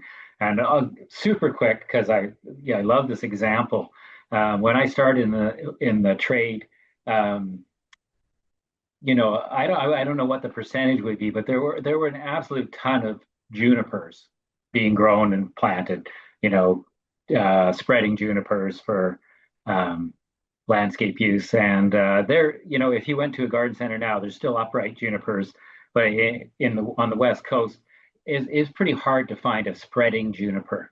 There was no reason for that other than people just didn't want it anymore, and they didn't want it for various reasons. So it basically faded out from production because there just wasn't the demand. And so that's a really strong driver. And how do you create or address demand would be one of the questions that we might all be thinking about as we go ahead. And a lot of the plants that there's demand for, there's either they're a solution to a landscape challenge.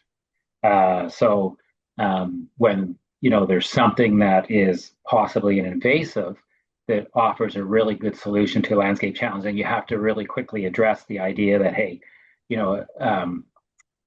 we have those alternatives that are a better choice for our ecosystem and also are a solution to the challenge. And obviously the plants with attractive qualities, either not just flowers, but flowers or fruit or form or habit, those are all really important things to keep in mind when you're thinking about why is there demand for this plant? Because it's got beautiful flowers, and okay, we want to make sure that plant isn't invasive, and go from there. But if you don't recognize that there's demand for those kind of attributes, then you shift to a why can't we all just grow plants that don't necessarily have any of those attributes? And so that I think, and I think growers tend to be looking in the industry in general, how much breeding goes on trying to create a glow-in-the-dark petunia, which does exist but isn't in Canada. I think we could live without a glow-in-the-dark petunia. So, but if they recognize that's something novel and going to have public demand. So I don't know why I threw that choice in there.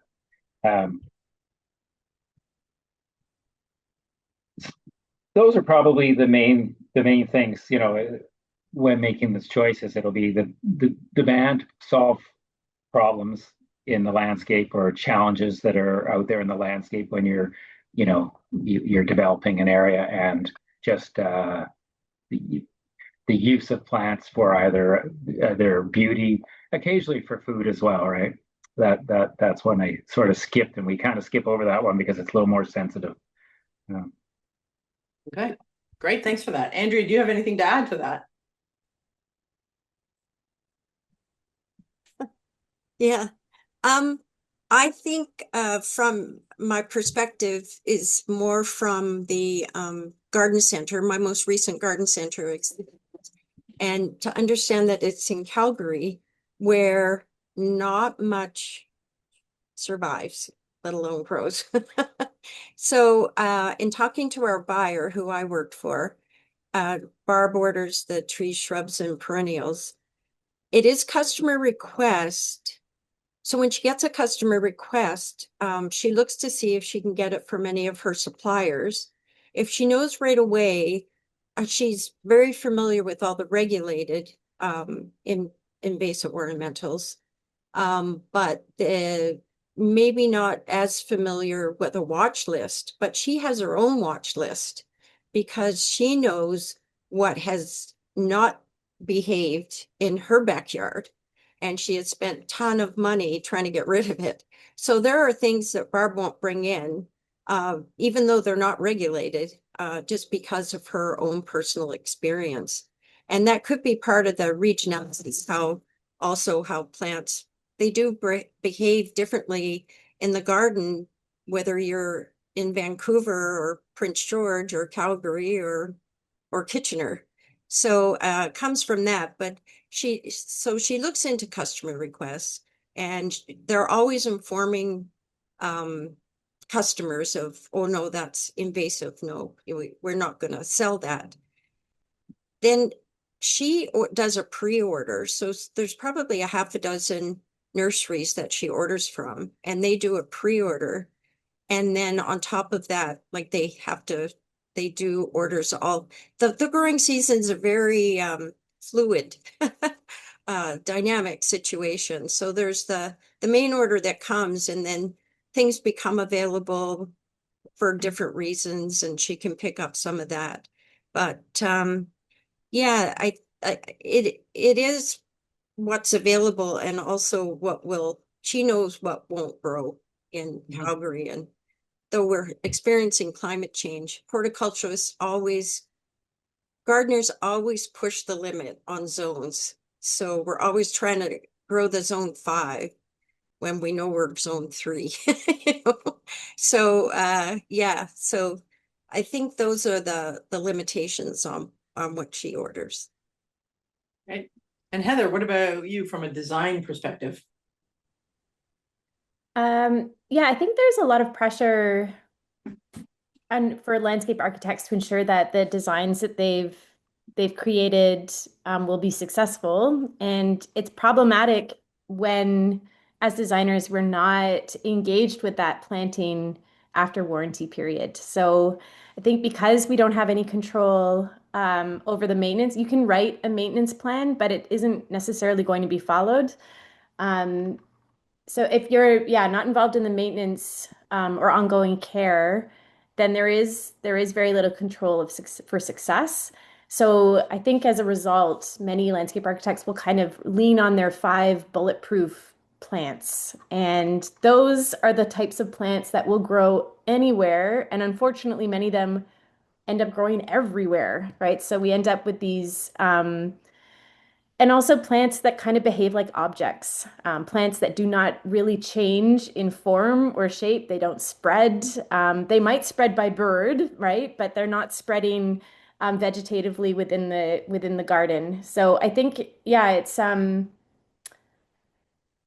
then also just having to answer to kind of the aesthetic desires of clients who really just want to emulate what they see everywhere else, because as humans we want to fit in, and unfortunately our land ethic is very much informed by kind of Eurocentric ideals from a history of kind of control over the landscape. You can think of like Versailles as being inspiration for many types of gardens. So I think our idea of our aesthetic, our ideas of beauty need a slight revision to begin to welcome in complexity and kind of how nature changes, and that your garden is not going to be static, and that's okay. And it's okay to let the plants move about a bit and to change because they're telling you something, of what's working and what's not.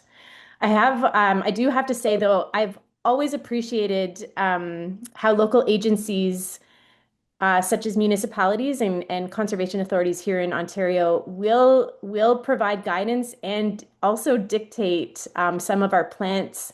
So they will usually encourage or require a certain percentage of native species, and they certainly prohibit invasive species. So when we're designing for public spaces, there is a lot more assurance that those plants won't be introduced. I think, though, it's a different matter when you're dealing with residential properties where there are no rules and you can really just plant anything you want. Interesting. Okay, so we're just quickly going to shift, I think, to training and sort of industry knowledge and training about invasive species. So how has that shifted to consider the balance, consider and balance customer demand, profitability, and environmental considerations when making plant selections and decisions? You might not all have something to say here, so I think in the interest of time, let's put it out there. Whoever wants to answer, please.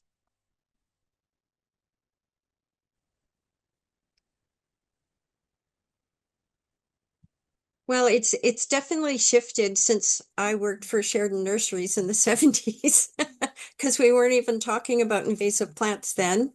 So there is a lot of stuff I propagated over the years that are now known to be invasive, but we didn't know that back then. So there has been a lot of increased knowledge and awareness. I think that all the members of the national organizations, whether it's landscape architects or nursery landscape garden centers, they're all aware of what's regulated, and obviously no one's probably even going to be able to buy any of those anymore. They're not being grown, a lot of them, at least on the lists where I've lived.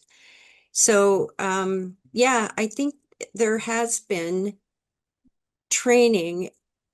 I think the big concern that I keep hearing from nursery and landscapers and garden centers is they'd like the lists of plants because they get bombarded with multiple lists from different directions. And when we were working in the national working group, they really, really want it to be science-based and not just everybody's most hated plant. So that's what I kept hearing over and over. Okay. Heather, have you noticed a shift in what students or emerging designers prioritize when selecting plants?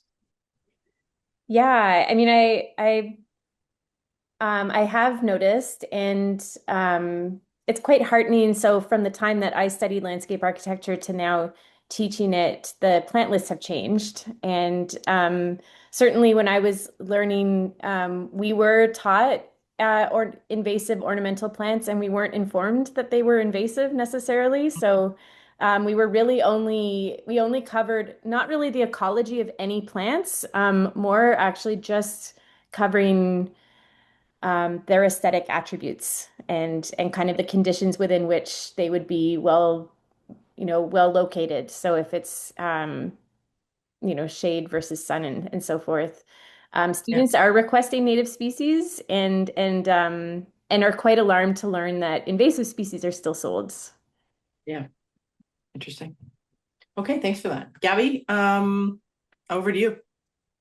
Thanks. Yeah, those are some great first answers, really helping to build some information around those. So now we're going to talk about key challenges and barriers for reducing invasive plant sales. So first question here is, from your experience, what are the biggest barriers to phasing out or reducing the sale or use of known invasive plant species?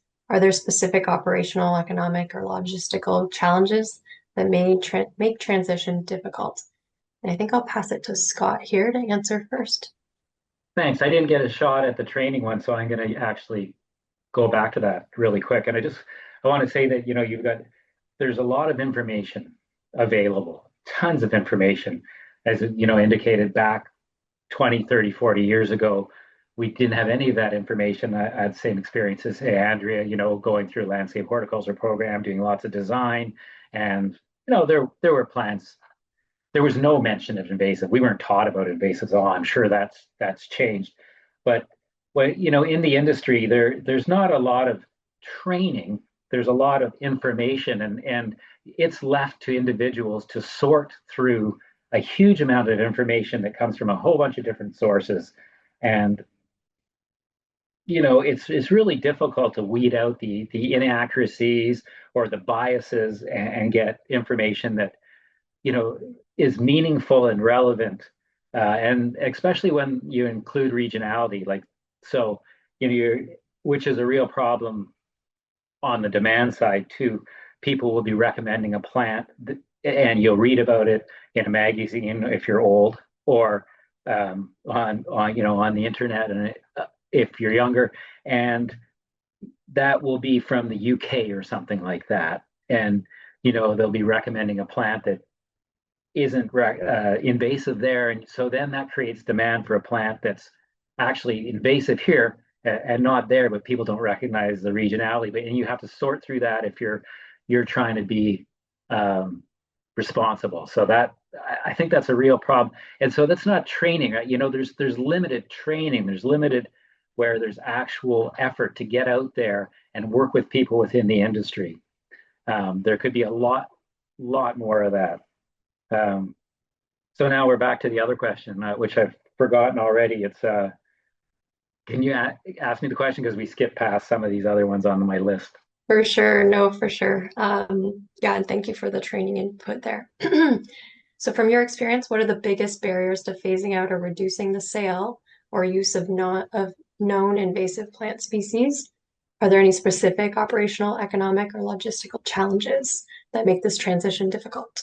Okay. Yeah, I'm not sure. I mean, there's a lot of preconceived ideas about what's good and not good, and that's a big barrier. I think, from you're working with a lot of different. It's the business that we're in, the horticultural trade, is run by a ton of small businesses, a ton of entrepreneurs, and so getting a good number of those people to sort of acknowledge and understand the negative impact of of you know it, I don't even want to say invasive species, because to them they may not be considering it as an invasive plant, but to recognize that there's a negative impact to growing. It's just a buddleia or whatever. Um, and then I would say that monetizing the loss in business associated with stopping the production of an invasive plant, you know, that isn't really done. I don't think some of the guys would know, but others would just think I'm losing a bunch of money. And when you get down to it, well, it's really not that much money, and you can replace that lost income with something else. Well, so those are continually messages, and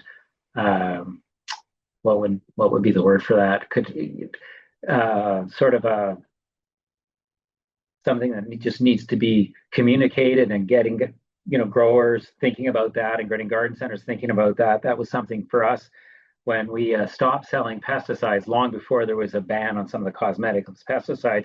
We just said, well, if we stop selling, say, weed and feed, what's the economic impact to us? And everybody's like, oh, we can't stop selling weed. People are going to ask about it, and then you go and go, it's actually not that much money, and we can start selling, or recommending this corn-based pre-emergent for your lawn. And I don't know if it works as well, but that'll replace some of that lost income. So that's just an example. And I'd say that folks don't like, going back to the entrepreneurial thing, folks don't like to be told what to do.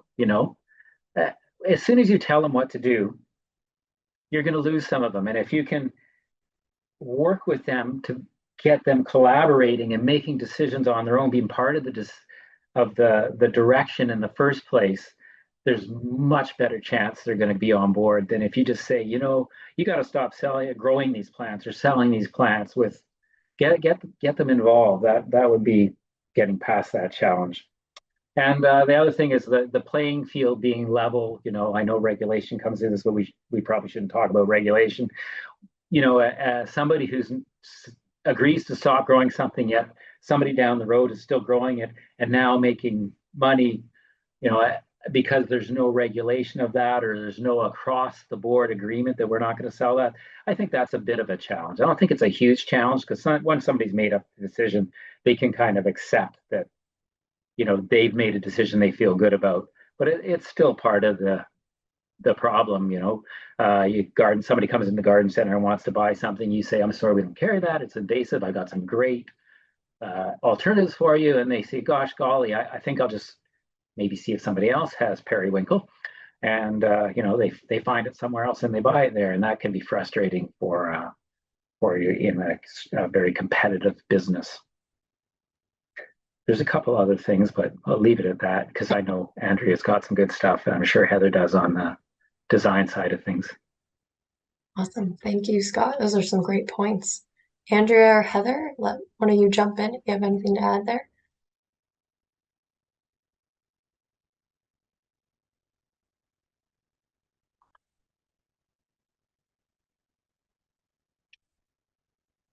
Nothing to add there, either of you? I think Andrea's trying to say something. Now she's off. There Yeah, we go. Sorry.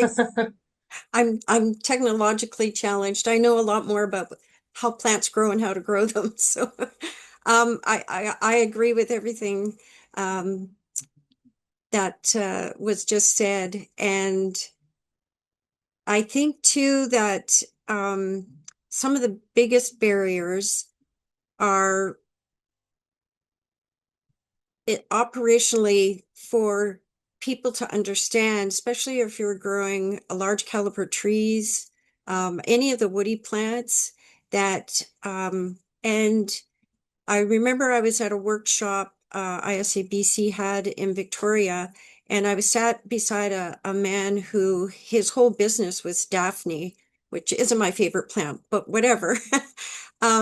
So to tell him would have to stop selling all of it like instantly, that can't really happen. There has to be like a general phase out for these crops that are long term, because it's not just that that man wouldn't be able to send his kids to college, he wouldn't be able to feed them. So it is people's livelihood that we're talking about, and there has to be that sort of respect.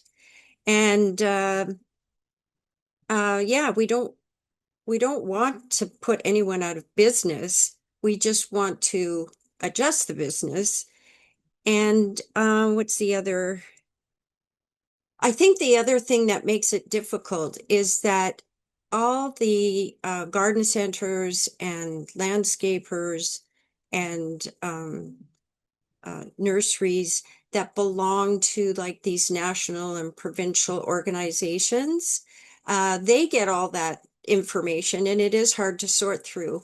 But where I see a lot of now known and regulated invasives being sold are the little guys, like in I work the whole northern half of BC. Most of the garden centers, other than a couple in Prince George, are all seasonal, and they're mom and pop, or you know, father and daughter or something like that.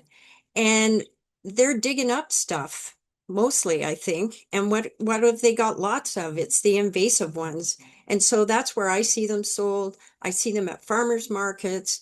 I see them at church plant sales. We see neighbors giving them to each other. So that is a whole different problem, but it keeps those plants still in what we would call the gardening industry.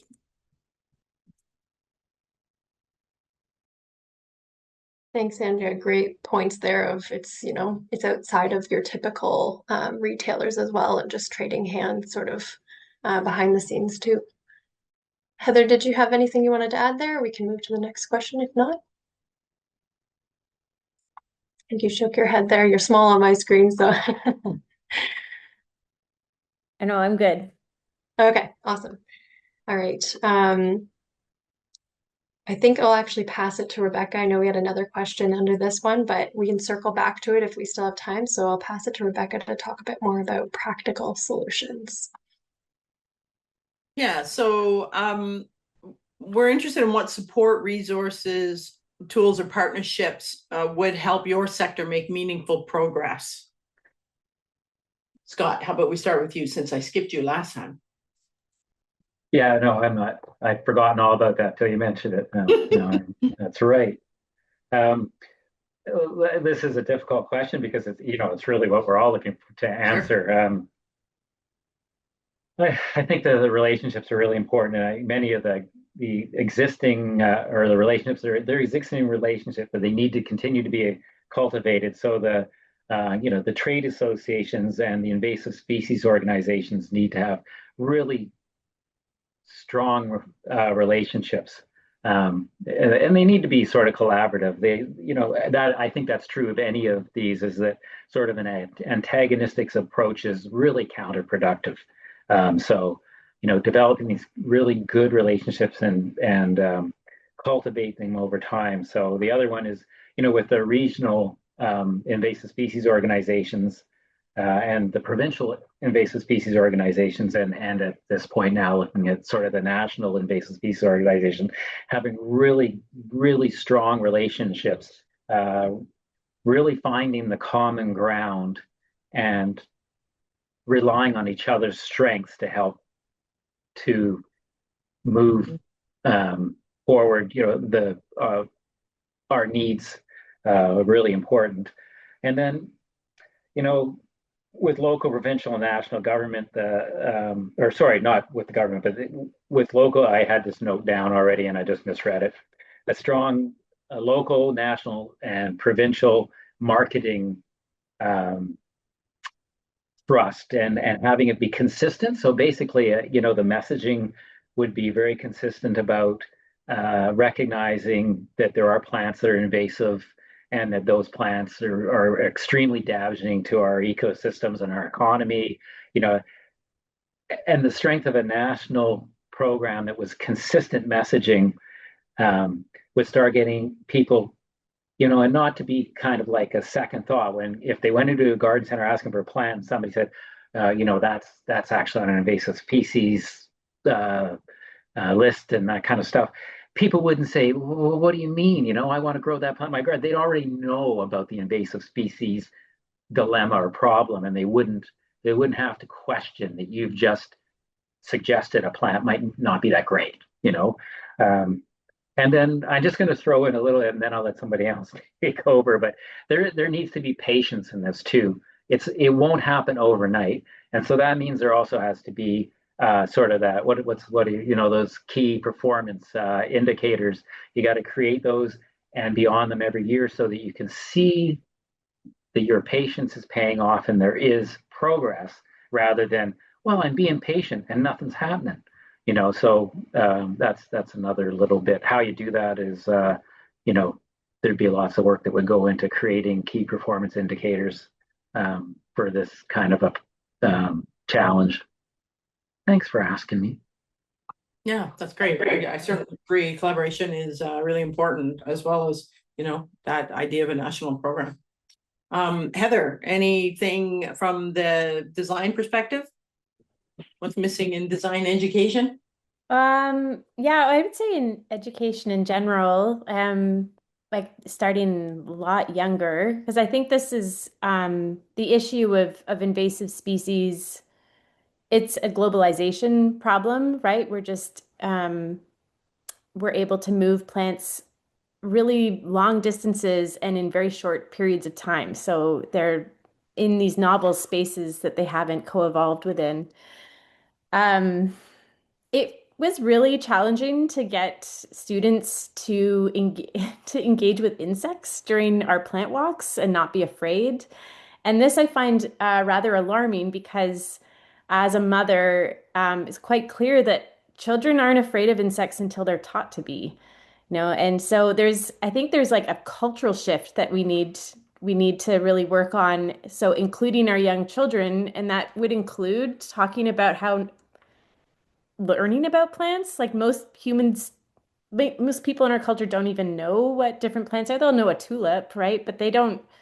And so there's a real blindness. I think that there needs to be a lot more education, like land-based education, so that we start to recognize the species that we share this space with. And then with that recognition, that familiarity, we start to build relationship, which then brings about curiosity, appreciation, and respect. And then I think that that's where you start to engage with landscape differently.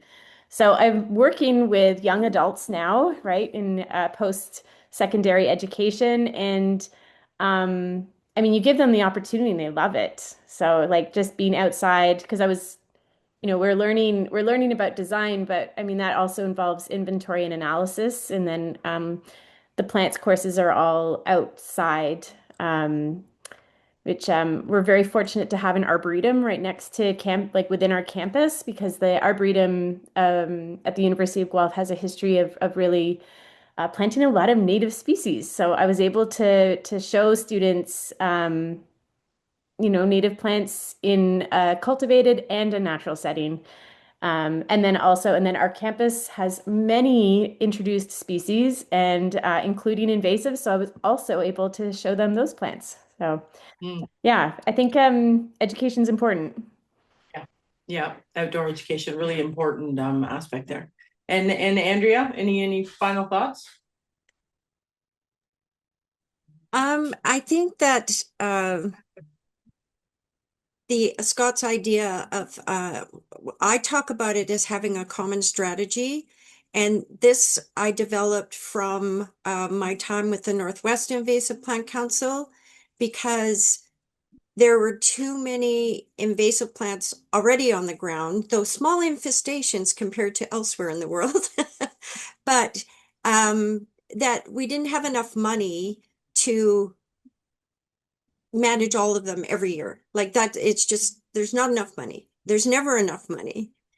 But if collectively we could come together on a group that is like, these are sort of the 10 that are still in the industry across Canada that we feel, because they could also be like bad for human health or other reasons, that we would want to get rid of. I'm just throwing a number out there. I don't mean it has to be 10. But the thing is that there is, if you take all the lists, if you're in the urban center in Canada, you've got a municipal list, you might have a regional or district list, you have a provincial list, you have a federal list, and you don't even know where to start. And I think the other thing I've discovered from training is that growers, people in the industry, the onus is on them to go out and get all this information, for one, and then try and digest it all.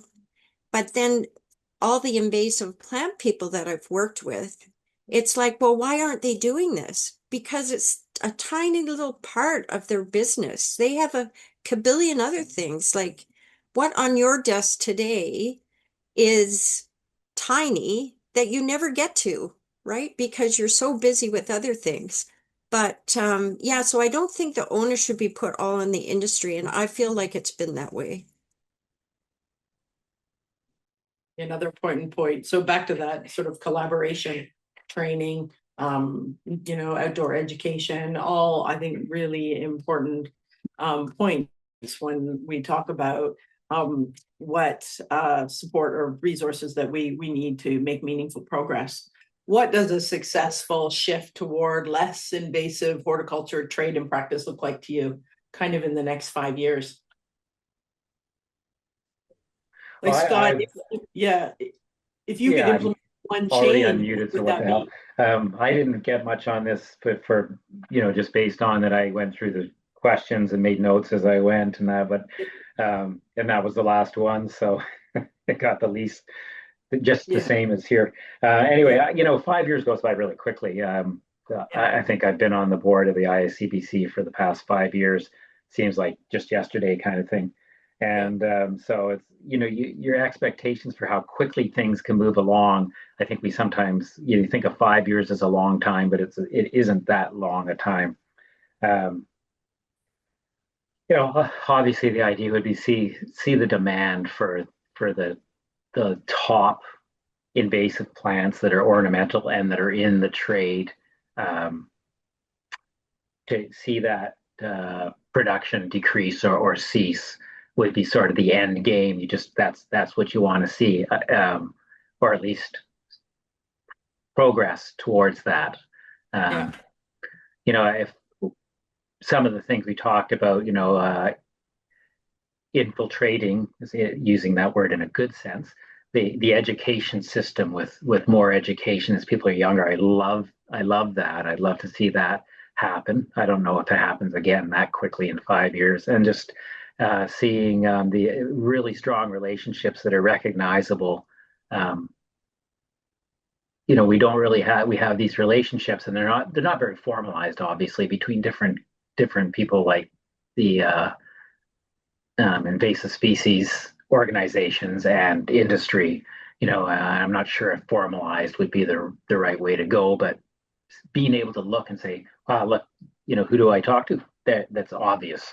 That if it's an invasive species issue, we can talk to these guys, and we're going to reach the industry and the organizations and perhaps municipalities or as well. So be nice to see all that happen. We're all rowing in the same direction, right? So let's do it together. We could cover a lot more ground and be a lot more intentional about where we go and how we get there, I think. Do you think that how much influence do you think that staff sort of training or internal culture of the companies have on encouraging shifts away from invasive plants? like, you know, do you think that if we were offering a lot more training in this respect to nursery staff and, you know, just a program in general, that there'd be a lot more influence over clients seeking those invasive plants, or, you know, do they just push on and say, I need my ivy, I'm going somewhere else? Like, do you think there's a lot of influence there? Well, I think you can influence your staff, you know, at the garden centers.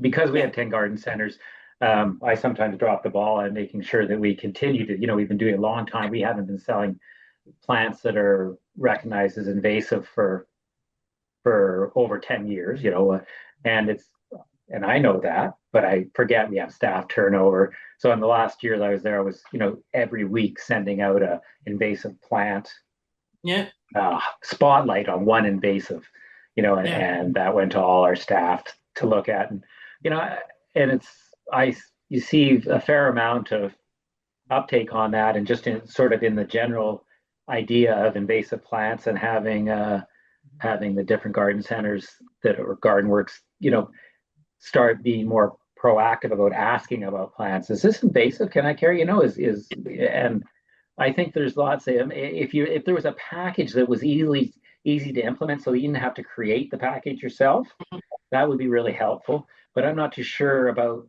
how that impacts the public. I don't know many garden centers that would take a lot of the resources to try and influence the public, you know, and reach out to the public about invasive. It's kind of a negative thing in a way. And, you know, you as somebody said, I think as Andrew is saying, you know, we only have so many resources and so much time you can spend. So yeah, how many people would do that? You know, how many garden centers would start reaching out to the public saying, there's going to be a seminar next week in invasive plants. And, you know, the best you do with seminars anyway, you get a really good one, and you get 100 people at the seminar, you know, out of the thousands and thousands and thousands. So I think it's multi, you know, we've got to come at it from all different ways. I mean, they might, you know, the public might be getting, you know, some training from their garden centers, but we're giving them that messaging in other respects as well. So, you know, it's not all on the garden centers. It's a collaborative thing. Yeah, I think the place to start with the gardens is, like, say, if you had a package that you could easily roll out, give to a garden center for them to, you know, work on with their staff. The same way, you know, you might get a clematis grower sending you information so you could do a seminar for your staff on choosing the best clematis or whatever. And I don't know why I thought of clematis at that particular moment, but you know, and then it's really easy for you to do that with your staff because you don't have the resources to develop it on your own. Yeah, I just have 2 quick points. The Grow Me Insteads are something that so I've been handing them out to maybe a dozen garden centers on my own, Joe volunteer for the Alberta Invasive Species Council, and I just exhausted my supply before I drove to Ontario in October, and they can go on to the Alberta Invasive Species Council website and order a carton of 50 or whatever. I don't know how much it is, but I know none of them are going to do that. I think the resources have to be free and they have to be given to them. We can't ask every garden center now to, oh, please go on and buy these. Like, they're never going to remember. They've got 5 million other things to do. So I think it's free resources, simple and clear. And if it's the provincial Grow Me Instead in each province and they're not identical, that's okay, right? But it's an approach. And the other thing, because I saw Linda Dietrich, she's been putting stuff in the chat there. So they're the master gardeners that invited me out to talk in 2023. And I've done lots of master gardeners. They were the ambassadors that ISCBC used for the PlantWise program. And they're great ambassadors. And Linda and her group, they invited nurserymen to the workshop that I talked at. and they're happy to go out and connect. That's what she put in the chat. So Yeah, that's maybe a not every great master networking gardener, but opportunity. between master gardeners and the hort societies, they talk to gardeners. And if you can get the gardeners to understand, and they don't want a degree in botany, they want it simple, easy, clear. Yeah. And No free. barriers. Yeah. Appreciate that. Heather, anything to add?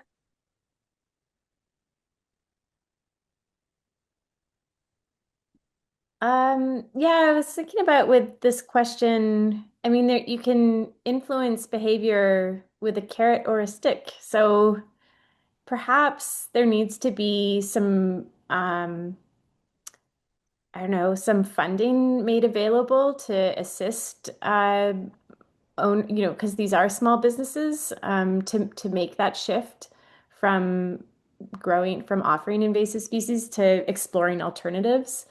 Um, and then the stick would be maybe we just need to keep pushing on policy so that either, I mean, I was thinking I was being facetious, but I was like, invasive species removal is very expensive. So maybe we just slap those who have been selling those plants with a fee. I'm being facetious, but it's Yeah. yeah, There's a lot of tools in that toolbox, isn't there? And I think yeah, collaboratively, we need to start pushing those.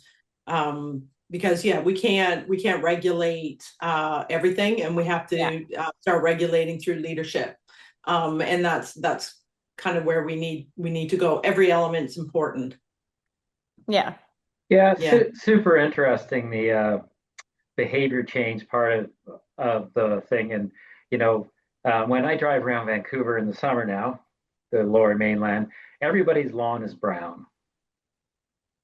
And it's because nobody waters their lawn anymore. And they can water their lawn. They're permitted to. It might not be as convenient as Yeah. it used to be.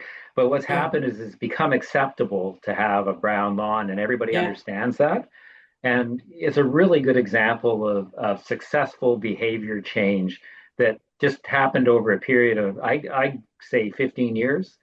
Um, and it was really, and when I drive by, the big billboard that's by my place, the digital billboard, every summer they have the don't water your lawn too much, but there's also the ones that are just like, your lawn only needs to be watered once a week or whatever. And like so they have money to throw at it, and it's been really effective. And the message we're coming from a lot of different directions to make that behavior change happen.